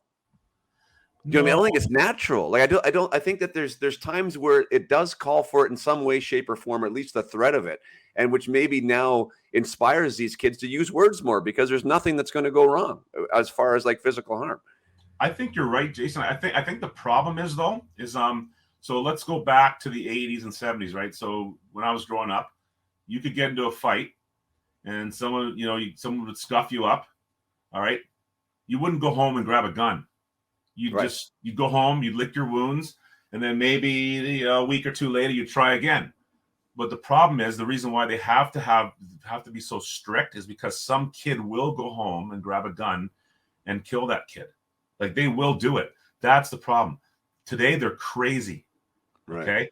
You have to be crazy to want to take someone's life for beating you up or calling you a name. You have to be out of your mind. And I'm telling you, that's why they have to do it. There has to be zero tolerance, because these kids will do it. And then they've got parents who allow their kids access to deadly weapons. Yeah, we didn't have that when I was growing up. No one's gonna stab you with a knife or anything like that. You're gonna get beat up and you're gonna get a bruise or something, maybe a cut. And then it's over. Next day, you guys are friends again. How many times did that happen to you growing up, where you had a fight with somebody, and the next day you guys are having lunch together, right? Today, and that's a sad commentary that this is happening. That kids will go that far, and to take a person's life for something like that. And that's why I believe there's zero. At my hockey schools, zero tolerance. I don't allow any fighting. You have to. I'm going to call it hugging it out, but you have to resolve things diplomatically and through conversation. Because if I let a kid knock somebody out, what if the kid falls down, hits his head, and dies? Right? That can happen. And so I have a zero tolerance for fighting too at my hockey schools, simply because it's just not safe for all the kids. And I think that's what's going on. But yeah, I think teaching kids to step up and not be afraid to say what they have to say if they see something wrong, to step up and not be afraid to be alone, because sometimes you're gonna have to risk not having friends because you don't support a popular stance. But what I believe is, in hockey, you've got parents that are like that, the bullies, and they try to form these little cliques, right? And so I find that I stand up to those people, okay? And they all say the same thing. I'm going to tell everybody your program sucks. You'll never have any kids. And I always ask myself, listen, I've been hearing that for 30 years. When is this going to happen? Exactly. When is my business going to fail because you tell everybody that I'm a jerk? And I think a lot of the people who are afraid to step up and say something, they appreciate it when I do, because I think they want to do it, but they're afraid to, right? And I think that's why, like, you'd be surprised if you step up. You'll have way more friends than you would if you just accept and join the crowd. People want to follow real leaders who lead you the right way, And you'll find like I had a lot more friends because I was like that. I didn't lose any important friends by standing up for what I believed in. The ones that no longer hung out with me, I didn't want to be friends with them. You know, but the ones that I had tons of friends in school, and I think that's why I wasn't afraid to do what was right. And that's my message to all my kids: like stand up for what's right, and you will have a lot of support, more than you can handle. I agree. Your story. I mean, coming from what you talking about being one of the highest recruited or the most highest recruited players doesn't fall in line with what we were talking about earlier with you thinking that you were never supposed to play in the NHL. When did that big switch happen, and how did it happen? And I will preface this by the story when I first met you that first time, which I still think is amazing because you know how much I'm into mindset and how much I appreciate that, that a person's ability to overcome and to want and to achieve, with you telling that story about Boris, and maybe I'll let you maybe tell that story about riding your bike and making up this person named Boris on your own personal journey. But how did you become somebody that wasn't supposed to make it to somebody that did make it? Well, again, I opened my big mouth. I was 16 years old. First of all, I learned about college hockey when I was 14. I was reading the Hockey News magazine. There was this preseason poll that came out, and it ranked all the college teams and Canadian University, Canadian Hockey League teams, and everybody, NHL. And I'm reading the article, reading all the rankings, and I saw the college section, the NCAA section. I was thinking, wait a second. I look at Michigan State, Michigan. I said, I recognized all those names from football. Right. I said, they have hockey down there? And then I started reading about each team's synopsis and whatnot, or preview. And it talked about scholarship, this, scholarship, that. And I thought, wait a second, they give scholarships for hockey? I had no idea. I thought it was just for football and basketball, really. So I decided I was going to get one of those. And so I didn't know how to do it. I just asked questions of my coaches. One coach told me, well, you got to get to junior B or junior A hockey to get a scholarship. I said, okay, fine. So now I'm 16 years old. I'm playing midget A hockey in Toronto, not midget AAA, not midget AA, midget A. And me and some friends were out having lunch one day, and we were talking about what we wanted to be when we grew up. And I said I was going to get a scholarship and play in the NHL. And one of my buddies, Greg, laughed. And I was really angry. He was laughing at me. And he said, there's no way you're going to make it. You're not good enough, blah, blah, blah. So anyway, I said, all right, well, you watch. I'm going to make it. So I left the cafeteria, and I thought, again, oh, boy, here we go. You opened your big mouth again. You better make this happen, because if you don't, you will be ridiculed the rest of your life. They will never let you live this down. And so I just started to really go crazy on the weight training. So now all of a sudden when guys would invite me to parties, I'm like, no, can't go. Sorry, got to lift. Or I got to shoot pucks. I got to do this, got to do that. I even turned on a date with a really good-looking girl in school because I asked her out on a date. And at the end of the day, a buddy of mine said, hey, North Toronto Arena's outdoor rink is opening tonight. It was early November. Usually these rinks don't open until late November, and all of a sudden they have ice. So I called her up, and I feel bad about this. I pretended I was sick, and I went to play hockey. And that's how committed I was to hockey. Forget the girl, man. I'm going to go play pond hockey for 3 or 4 hours with my buddies. So that was my mindset. So now I'm finally I go try out for a junior B team. I got cut. They said, hey, we have a juvenile program which feeds our junior B program. Why don't you go try out for that team? So juvenile had what you called, basically it was called juvenile major and then juvenile A. For some reason they skipped the AA at the juvenile level. So I went for this juvenile major team, which was like AAA. And but it wasn't, you know what I mean? It just labeled AAA because I think it made you feel good about yourself. Yeah. So I go there, I got cut from that team. And then I said, okay, I'm going to try for another juvenile major team. I tried it for a second juvenile team. I got cut from that team. Then I went to juvenile A. And I made this team. And I'm sitting in the locker room. 16 or 17? How old are you at this point? I was 17 years old. I was going to turning 17. So this is like August. I turned 17 in October. So I'm sitting in the locker room. The kids are in there. They all knew each other. I was a new guy. And they're talking about partying and smoking drugs and stuff and drinking. And I'm thinking to myself, because other teams I played on, guys didn't do that. And I don't know why, but I didn't have teammates that were into that stuff. Yeah. And I remember thinking, oh, man, I don't want to hang with these guys because I thought they were losers. So I was going to quit hockey. I wasn't going to play on this team. I don't want to be exposed to people like that. So I was going to quit. And then God was looking out for me because the Bev Stoddart, the coach from the Don Valley Villagers, called me. He was the second juvenile team that cut me, and he said, "Hey, listen, one of our kids made a junior B team, so I have a forward spot left. Do you want it?" And I said, "Absolutely." So I signed with that team, and so now we have a team party, and I didn't drink at all, didn't do anything. So we have a team party. Someone offers me a beer. We're 17 years old, by the way. And I said, "No, I don't drink." And one of the guys called me the P word. So I got mad. Again, like I told you, I'm from the hood. And I said, "Hey, let's go outside." And he goes, "What do you mean?" I said, you call me the P word? Let's go. And he goes, no, you didn't want to fight me. So I said, "All right, well, I don't drink, so shut it." And that was it. So the next party we had, now this is why I say, like, when you stand for what's right, this is what happens. Like, I was nervous because I'm the new guy. I'm thinking, they're all going to hate me, right? Because I don't drink. Well, the next party we had, they had a case of Diet Pepsi, and one of the guys goes, "Hey, Towner, that's yours." I go, "Cool, man." So I remember they were playing quarters, okay? And I wanted to play quarters, so they let me play quarters with Pepsi. And then they made me an assistant captain. Boom, instant respect because I stood up for myself. I'm telling you, that's why I became the assistant captain of the team. So then I played there for 2 years. And then suddenly I have a really good year. I played with a guy named Bill McDougall, by the way, who still has the American Hockey League record he had 50 points in 16 playoff games one year in the Calder Cup playoffs. I played with him in juvenile. This kid was the best hockey player I've ever played with. I'm serious, unbelievable. So anyway, so I'm on that team, and all of a sudden, halfway through the year, the junior B team, the Wexford Raiders, the best junior B team in Toronto, asked me to leave my juvenile team and go play for them. And I said, no, I want to play with my buddies because we had a chance to win a championship, and I wanted to win. So then the next year, every single junior team in Toronto wanted me to play for them. Everybody, Tier 2, Junior B, everybody. And so I started picking and choosing which training camps to go to. So you had a breakout year for whatever reason. Oh, yeah. I had a good year. Yeah, I had a very good year. The year before, I broke my arm halfway through and missed half the season. But you're 18 years old at this point? I'm 18 going on 19 now. So your 18-year-old year, you're in juvenile. Like, guys are getting drafted to the NHL, and you're in juvenile. I'm in juvenile. Right.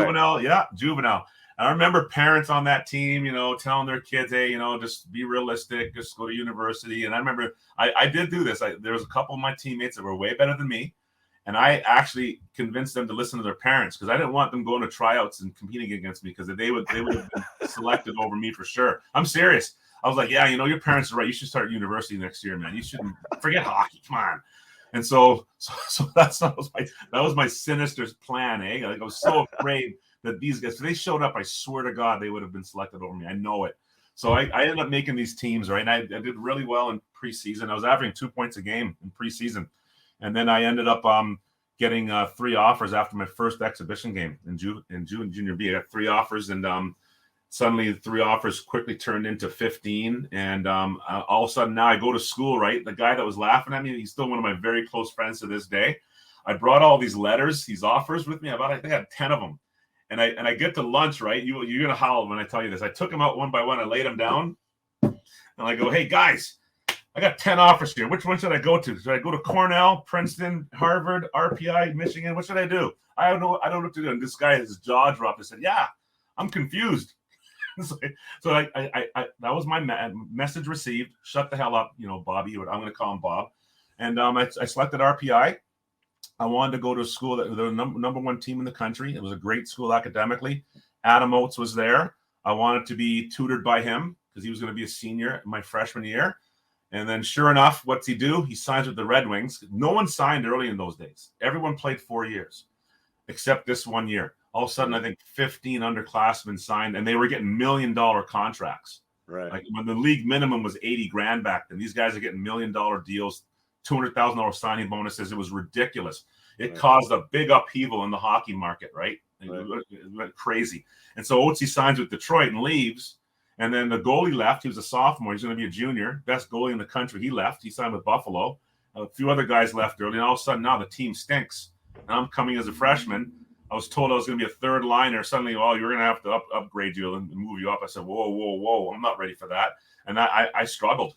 I wasn't ready to be a big minutes guy as a freshman. I just wasn't prepared for it mentally and maturity-wise. I wasn't ready. And so I just got thrown into the fire, man, and I flunked.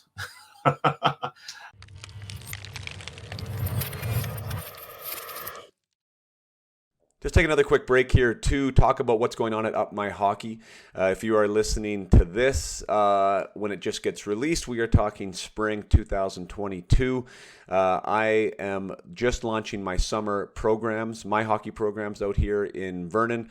I cover U15, U13, U11. If you're looking for a hockey opportunity in the Okanagan area, check out upmyhockey.com for program details. And if you are looking for mindset development, which is of course my niche, I have the Peak Potential Hockey Project that's available in 3 different ways. It's my 4-week mindset program for hockey players. You can take that by yourself. I call that the solo mission. You can take that with me, with a group of athletes. That's called the guided mission. That gets launched every 5 to 6 weeks, depending on the time of season. And there's also the mentored mission, where you can take the course one-on-one with me. The guided mission, the mentor mission, both include coaching calls. The group calls in the guided mission is in a group format where we touch on the material, make sure you know what you're doing, how you're applying it, and that you are actually using it not only on the ice but in your day-to-day life. And then the mentored mission is, of course, just me one-on-one with you and your athlete, or you as the hockey player. We go over the downloads, the assignments, so we get to go over those one-on-one. We get to apply everything to you personally in your game, and you get my undivided attention. So 3 ways to take part in that mentored or in the Peak Potential Mindset Hockey Project. You can check that out on my website as well, www.upmyhockey.com. If you're looking for greater confidence, if you're looking to be able to recover from adversity, to shine when the lights are the brightest on the biggest stages, or if you're just looking for that extra edge, right, to give you the opportunity that you want to make your big goals and dreams come true. This is for you. It's something that has just absolutely rocked my world with the testimonials that are coming in from this. Ages all the way down to 10 up to 19 are excelling with the information available. Again, it's all there for you if you are a reader at upmyhockey.com /peak-potential. You don't have to remember all that. Just go to Up My Hockey or reach out to me over email, jason@upmyhockey.com, if you have any questions about how this could help your athlete get to the next level. Summer programs are out. August, U15, U13, U11. I call these the elite programs. This is for anyone who's getting ready for a development camp or rep tryouts. I put the same like-minded people on the ice together, teach them age and skill appropriate things, get them ready for competition, get some scrimmages going, and have a heck of a lot of fun while we're doing it. It also includes training sessions for the older crew with the professionals at the training house. That's happening in August. I also have a introduction to body checking camp in August. This is, I consider, an absolute mandatory requirement for anyone going into hitting for the first time. Gets you comfortable with receiving contact, giving contact from all different angles, from all different areas of the ice, and will get you ready and comfortable and confident for your tryouts. So that's about all I got right now. So let's get back to the interview with Graeme Townshend.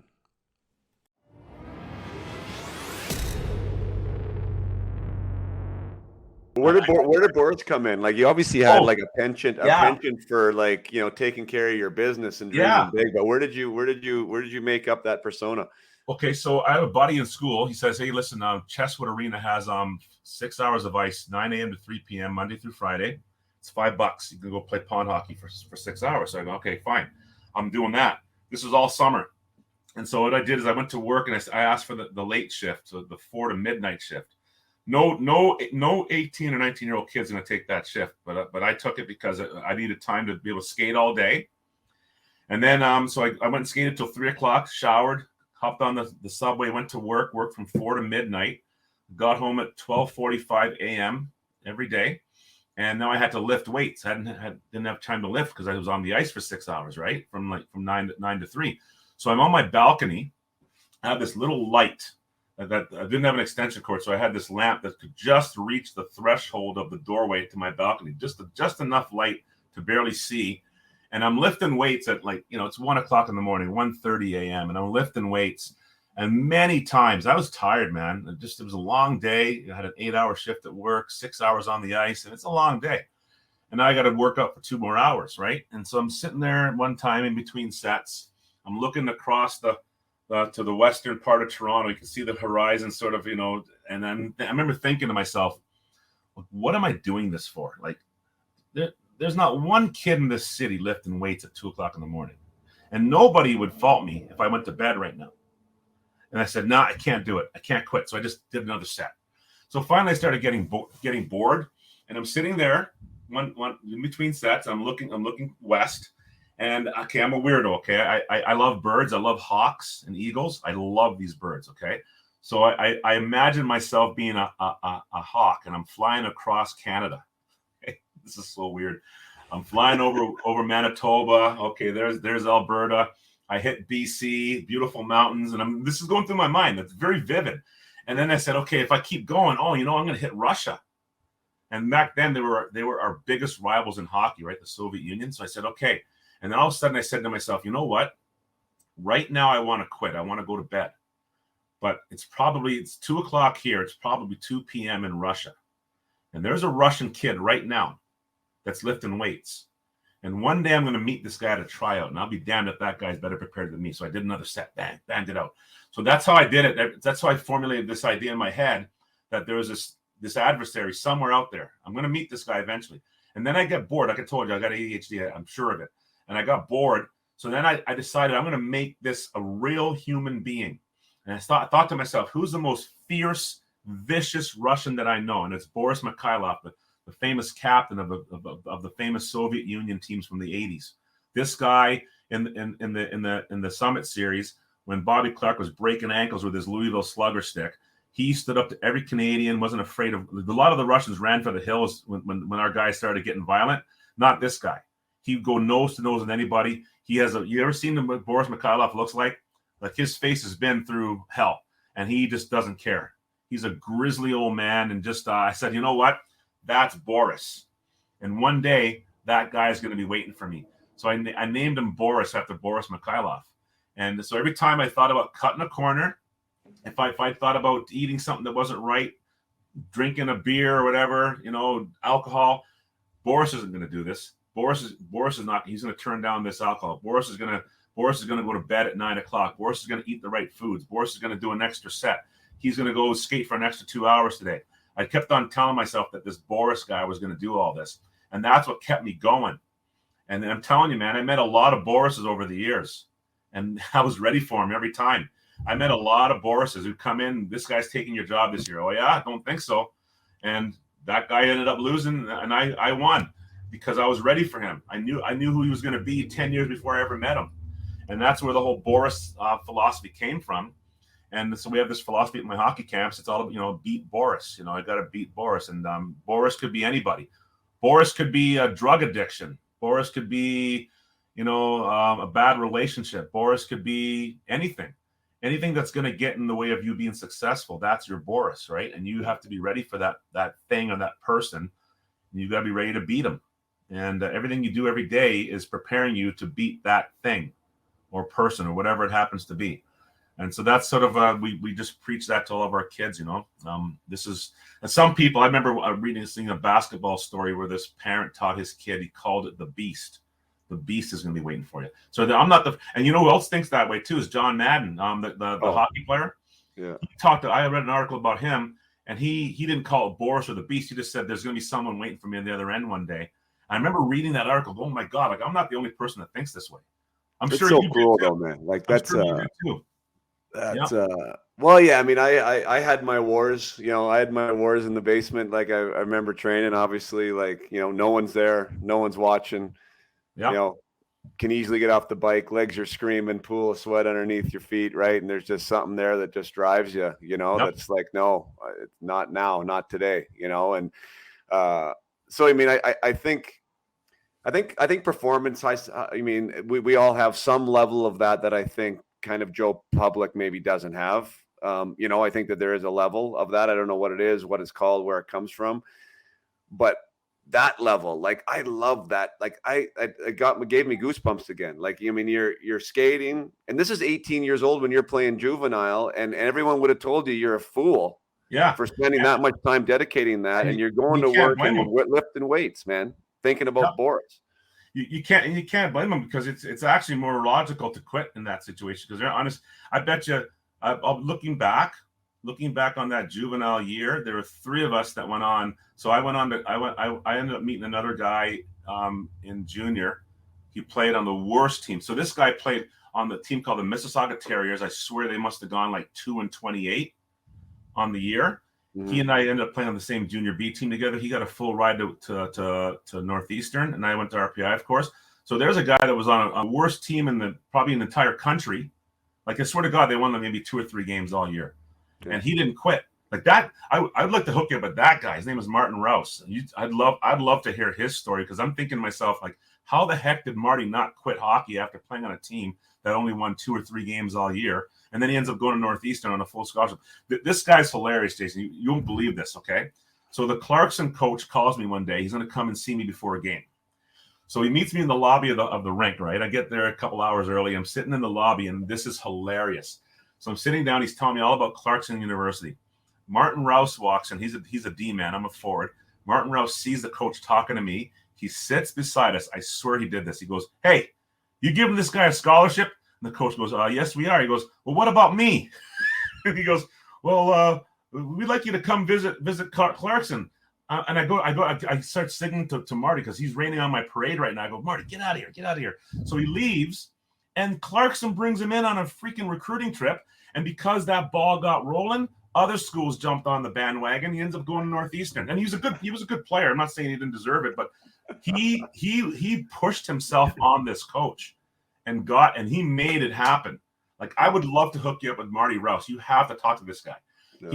He's an incredible person, and So you just have to we just having those experiences back in those days, and just believing in yourself, and having that nemesis in the back of your mind, that person pushing you. Like, you talk about something on your website where you help your clients achieve audacious goals, right? And that got me thinking. I read that the other day, and I used that in a speech to my players last night. I said, "Listen, if any of you kids that want to get a scholarship, you want to play college hockey, whether it's D3, D1, doesn't matter. You actually have to be crazy." Okay.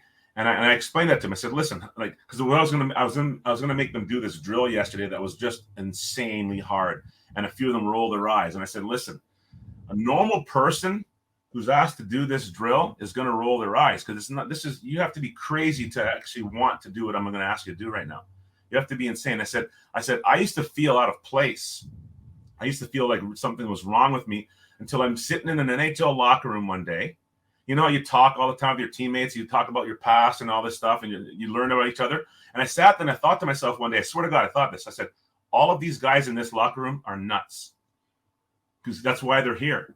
You have to be crazy to think that you're going to play in the National Hockey League. I don't care how good you are as a kid. You got to be nuts. And so when I told my kids last night, I said, I finally found my tribe. Like, these are the people I can connect. I can relate to. I can't relate to people outside of hockey. I just can't. I can't. People who quit, people who say negative things and shut people down, I cannot relate to them. So I'm in a room with a bunch of guys who think they can win a Stanley Cup. Like, they actually, you know what I mean? You got to be crazy to think you can win a Stanley Cup, for crying out loud. And every one of those guys in that room believed that we could do it. You know? So you have to be crazy, and you have to make audacious goals. That's a great word. Milan Lucic was interviewed one time, and some teacher told him to be realistic. You know, you're not going to make the NHL. And Milan Lucic's response was, "Well, someone's got to make it." And it's true.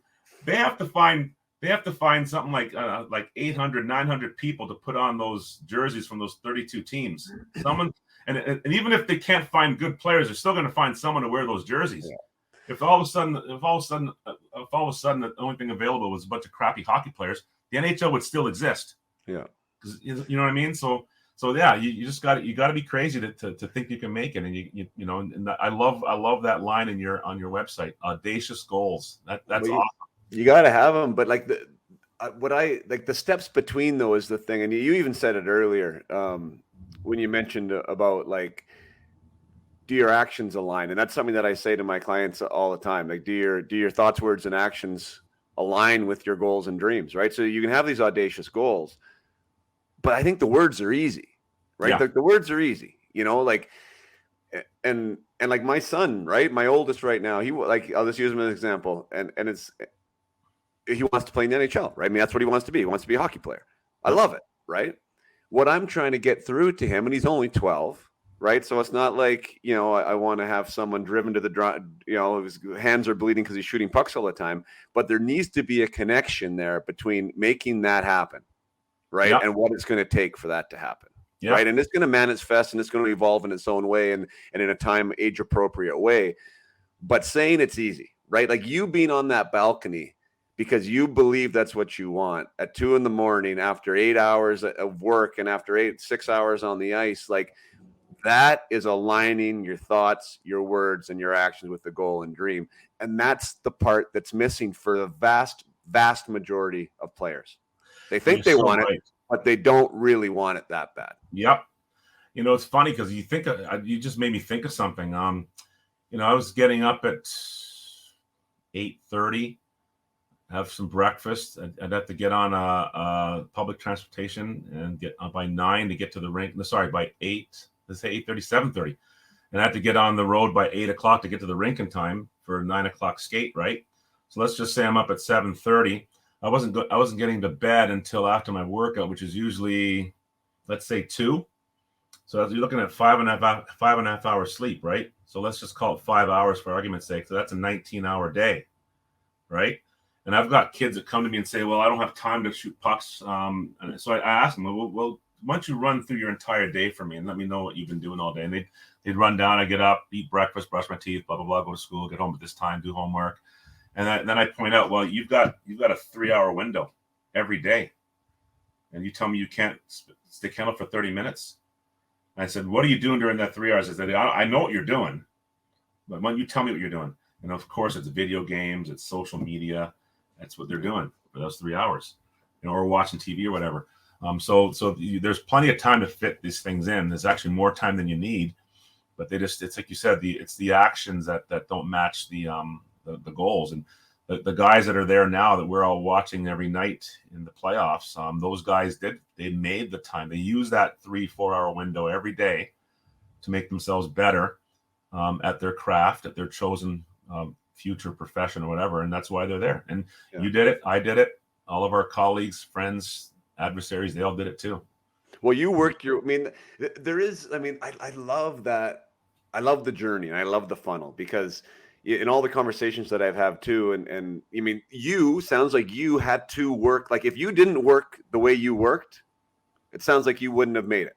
No way. You had to, right? Yeah. Like you had to. I had no choice. I wasn't good enough, first of all, right? Well, that's what I mean, right? So then, like an Adam Oates, maybe. Like I'm sure Adam Oates had some type of fire. Like you already used. I'm just using as an example. But here we're talking a Hall of Famer, right? Like I assume that he had some type of drive that was equal to an NHL professional status. But I bet you it wasn't your drive.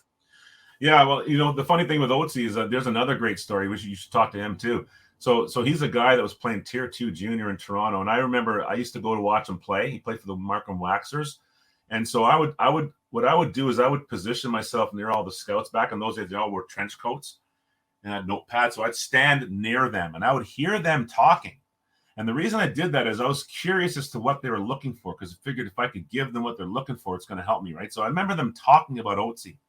He can't skate. He can't do this. He'll never make it, blah, blah, blah. So that's what they said. So years later, I'm being recruited by RPI. I don't even know it. I never even heard of this school. I go down for my recruiting trip, and Oatsy's on the ice. He's a junior. And I'm thinking, wait a second, I recognize that guy. Yeah, that's that Adam Oates guy. And I noticed his skating looked better. He looked different. So I went to the coach and I said, hey, I remember years ago, the scouts were saying this guy couldn't skate. He looks like he skates pretty good now. What happened? He says, well, we have a skating coach here. And I said, this is 84. I go, what's a skating coach? And he explained it to me. And he says, Oatsy goes and trains with this guy for 10 weeks every summer. I said, really? Where's he located? Oh, Boston. So I said, hey, if I come now, I was already a good skater. I was considered a good skater at that time, and I'm thinking, well, heck, if you can always get better, right? So I said, if I come to RPI, can I go train with this guy too? He goes, yeah. So I'm driving down to Boston with Otzi at the end of, I signed with RPI. I'm going to Boston now. And I was there for 10 weeks. We were on the ice 5 hours a day, 5 days a week. So I had 250 hours of power skating, and I hated it. It was hard. I couldn't do it. I was really bad. I was embarrassed. There were little kids out there that were better than me. I was really ashamed. So I wasn't going to go back the next year. I was going to stay in Toronto and go back to Chesswood Arena and skate 6 hours a day with all those guys. Like Gino Cavallini was there, his brother Paul. You had Scott Mellenby was there. I was going to go skate with all those guys, right? And at the end of the summer, I played the summer league game, and the coach from Northeastern University, who tried to recruit me the year before, saw me playing there, and he talked to me after the game, and he says to me, what have you been doing since the last time I saw you play? And I go, Coach, I don't know what you mean. Like, when did you see me play last? He goes, well, back in February. Now it's August, right? He goes, what have you been doing? I said, well, what do you mean, Coach? He goes, well, your skating has improved 100% since the last time I saw you. Now, they already told me I was a good skater. This guy says I'm even better. So here I am, 19 years old, right? Dumb as a sack of hammers. And he asked me what I was doing. I said, I'm not sure. Oh, yeah. 250 hours of power skating might have done it. Maybe. So then he says to me, he goes, wow, well, it's working. You should keep on doing it. I remember being really angry when he said that because I didn't want to go back. It was too hard. And so I just said, yeah, sure, Coach. And that was it. I wasn't going to go back. So finally, near the end of my freshman year, like I said, I was having a miserable year. And Mr. Vincent had been watching me play all year. And I didn't know he was watching me. He called me up and said he had all kinds of plans to help me improve over the summer. And he's an intimidating guy. I was afraid to tell him I wasn't coming back.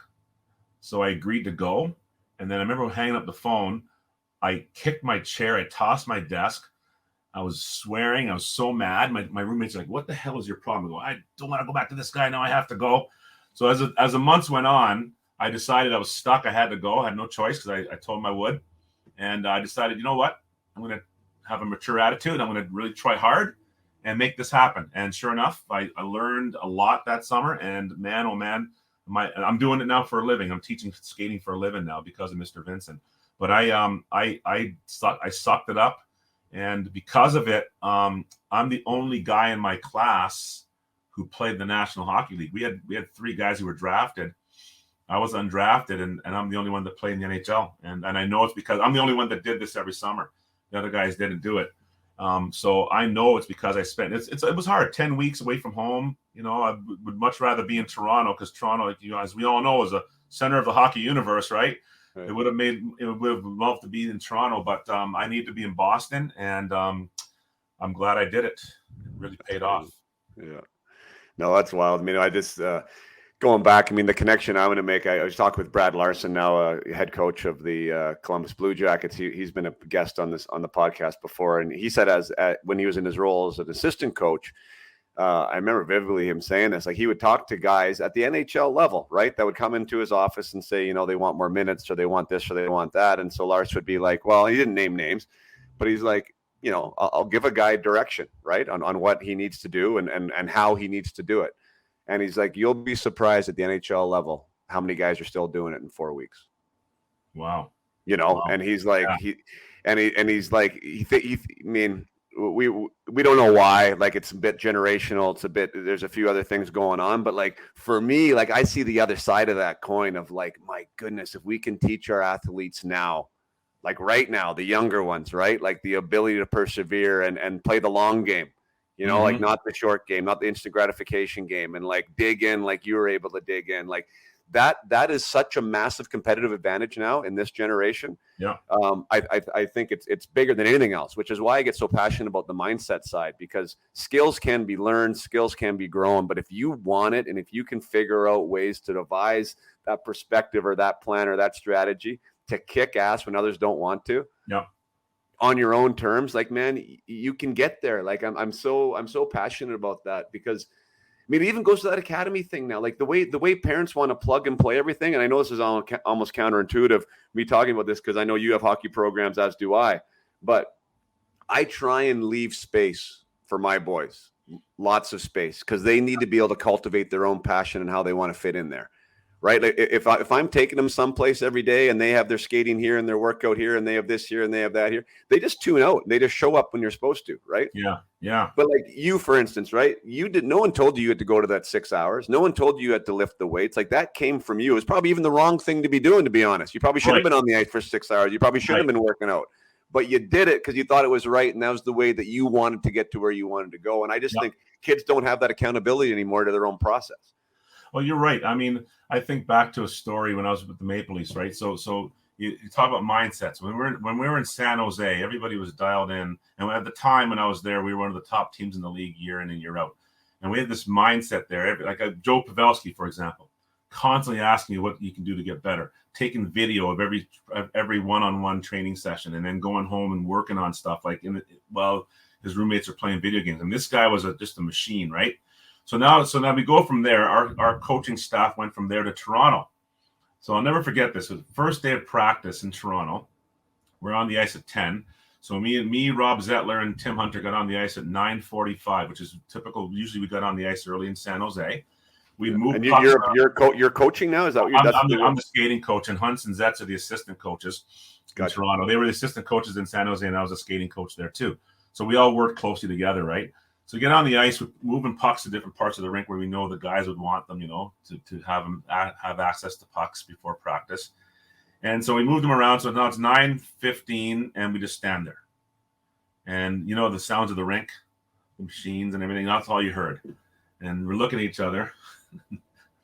9:30, no one out there. 9:59, the gate clicks, the first guy steps on the ice. We look at each other, we're like, oh my God, we're in trouble. In San Jose, there would have been half the guys, more than half out there at 9:15 working for an extra 45 minutes because practices are only about 50 minutes long. And guys want, they put extra time in San Jose, but not in Toronto. So one day we're struggling to score goals, and I'm not going to mention this player's name, but he was struggling too. So I told him a story. I said, hey, man, when I was in Boston, there was a guy on our team named Cam Neely. He was a perennial 50-goal scorer. I was in awe of this guy. He was a right winger, so was I.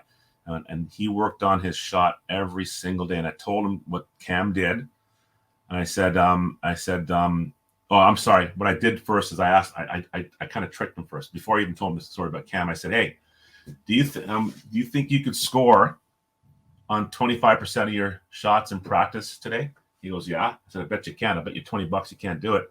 He goes, okay. So he goes and made a 50-minute practice. I counted every shot this guy took, and I counted the number of goals he scored. So after we were done, I said, hey, how do you think you did? I think I did pretty good. I go, how many shots do you think you had? 15, 20. I go, nope, you had 8 shots on net. You had 1 goal. I go, that's not 25%. I go, you owe me $20. And I said, then I told him the story about Cam. And I said, so what do you think? I said, so now let's just say we practice 4 days a week on average, roughly. Don't count game days. Those don't count. So four full practices a week, right? That's 32 shots. I said, is that enough to improve your shot? He goes, no. I said, so what do you think you should do? I should shoot pucks. I go, yeah, exactly. So he grabs 20 pucks, he shoots 20 pucks, and then he leaves. And I go, hey, where you going? He goes, oh, I got something to do. And so anyway, long story short, he got traded later on. And so for his lack of commitment, and I call it a lack of commitment, he was punished with a $15 million contract. And then when that happened, I said to myself, you know what? Like, this guy's actually pretty smart. Like, why should he put more time in when he's going to make 15 grand for doing what he's at? If it ain't broke, don't fix it. Right? Like, I can't blame, like, I couldn't do it, but I'm not going to fault the guy and be jealous of him because he can and then make $15 million. Right. I mean, who am I to knock him? I mean, hey, does he want to win a Stanley Cup? Hell no. Does he want to score 50 goals? No. Does he want to make 15 million? Yeah. And that's what he's doing. So why should he change? Like, I'm the idiot. He's working smarter, not harder. Right. So yeah, that's the problem. They make so much money. They get one big contract. Why should a guy block a shot? You give me one good reason why he should block a shot and risk getting hurt. Only if he wants to win a cup, and not everybody wants to. So you can't really blame the guy. You have to find the guys that, the Sidney Crosbys that want to win. That's the tough part. But there's a lot of guys at this guy that don't really care about that stuff. No, I know. Those are the intangibles. They want the money. Yeah. And it's the team's fault for giving these guys that kind of money. Because honestly, you could have gotten the same performance out of another guy for half the money. You know what I mean? Like you score 12 goals a year. You can get someone to score 12. You can get 3 guys to score 4 goals each for less money. What do you need him for? Right. 12 goals. Are you kidding me? Oh my God. Get 4 guys to score 3 goals each, and there's your 12. Done. Yeah, well, I mean, and that's just more power to my point of how these intangibles matter, and people don't talk about them enough. Like, of course, there's those guys that are there at the NHL level, but they're like scouts. Again, I think more so than ever are dying for the guy that's willing to do that. Yep. That's willing to go to bat, and not only just for himself, but for everyone in his room, right, in his locker room, that wants to win hockey games, right? Like, there's been such an emphasis on skill development. That I think like the other things like those like the grit, the sandpaper side of the game has taken a little bit of a step back, which I think allows players to step in. And maybe your skill set isn't quite there with these other guys now, but if you can skate and if you're willing to do some dirty things, I think there's lots of teams that have room for you. And one thing I will say, from my perspective, I think that this story relates back to 2008. I think things have changed a lot since, and I think the kids today definitely do put more into it than they did even back then. You know what I mean? I with the skill side of things, I really think they put a ton of time into. There's so many highly skilled players, way, way, way more than there were 10 years ago, 20 years ago, whatever. I do think the kids are willing to put more of that time into it now. But like you said, it is the grit factor, maybe the IQ stuff that's not quite there. But I do think the kids definitely work harder today than they did back when I was with the Leafs in 2008. I believe they do. So I think that has changed and it's gone back to where things were in the 80s and 90s and that. Yeah. I think that hard work mindset is back. I really do I do see it. All these guys are always working on something, whereas before. Yeah, it's true. I mean, I won't discredit that for sure. It's just to me the part is like the leading, like there's so many resources for these players now, right? Like that there's there is a skill station and there's this station and there's this coach and there's that coach. And it's just, you're surrounded by this environment, which is amazing, but it takes some of the accountability away from the player about why he's there or what he's doing with that. You know what I mean? Like that's the thing that I think is missing. And maybe I'm not wording that quite right, but it's easier for them to work harder now, right? Like it was hard before. You had to find your own program. You had to figure out your own thing, and like everything was kind of self-administered, and now it's very handheld, so I just think it's easier for guys to show up. So you're not really sure where that accountability lies on a personal, sacrifice level, right? Right. But anyways, great stuff. I know you got to run. Like, this has been a great conversation. I got to get my kids from school, so we got to run. But I love all the stories, man. It was great to have you on. Didn't even really touch on even your signing or your NHL career or any of the goals you scored there. But maybe we'll leave that for part 2. But that's most boring anyway. I want to know about the Man of the Year actually too. You won 2 Man of the Year awards. Maybe we should end with that. What do those even mean? What do you have to do to win one of those? Well, at the time I didn't know. So it's for community service, and I didn't even know there's any such award. The reason I got involved in community service is because when I was a rookie, I discovered suddenly being a pro, you have tons of spare time and there's nothing to do. So one day the PR guy came into the locker room in Maine and asked guys to do some stuff, and they all like kind of jokingly threw stuff at him, told him to get lost. So the guy looked really sad and he left the room. You could tell he was embarrassed to even go in there and ask. So I went into the office after practice. I said, "Listen, man, I know you have a tough time. The guys give you a hard time. So tell you what, anything that you have to going on, any promotions, any this, any that, just come and get me and I'll do them all." And that's how it started. I did it because I felt sorry for the guy. I really did. I felt bad that he was still trying to do his job and the guys were ripping on him. So that's how it started. And then I started liking it. I really enjoyed being, with the people, especially kids, when the kids look, because I remember as a kid looking up to Howie Meeker or Mark Napier in Toronto and chasing him around the rink trying to get his autograph. And so I just felt these kids were treating me the same way. And I thought, wow, this is so cool. So that's why I did it. And it just kept on going. Every time I'd get to a new team, I'd go right to the PR guy. "Hey, listen, man, whatever you need done, just let me know and I'll do it all. I'll do everything." And as you know, you don't get paid for most of the stuff. I did it because I really enjoyed it. Yeah. And that's kind of how it happened. And next thing you know, I was told there's some award in the league. And I'm like, all right, well, that's cool. Great. If I did it, wonderful. If not, no big deal. And I did it again in Lake Charles and got the Man of the Year award. So it was nice to be recognized for it. But, honestly, you don't do it for that reason. Yeah. Like I said, you don't get paid for any of this stuff. I did it because I really liked it, and I thought that I could be a good role model to the kids in our community. And I just did the best I could to be that role model. That's fantastic, man. You're making a difference then, and you're making a difference today. So good job with what you're doing. Again, pleasure to have you as a guest. Thanks for coming on the show, and we'll talk on the other side of this. But, absolutely, looking forward to it. I know everyone appreciated it. Well, thank you very much, Jason. I'm glad we were able to get this done. I'm technologically challenged. So I'm glad my wife was here to help me figure this out. So, all right, thanks for sticking with us till the end, Graeme. Thanks so much for being here with us and for sharing your amazing story.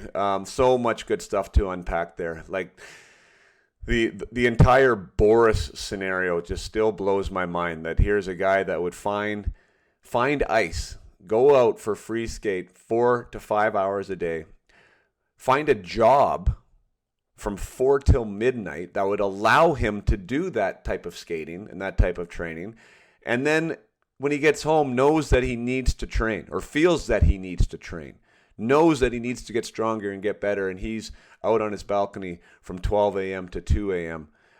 Pumping iron to get ready for this goal, this job that he had, which was to play D1 hockey and to be an NHL player.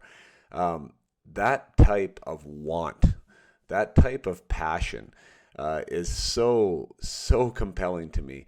And I love that that's what he's all about right now. That's what he's talking with his athletes about, developing that type of passion. That, like, how bad do you want it? Like, what are you willing to do for it?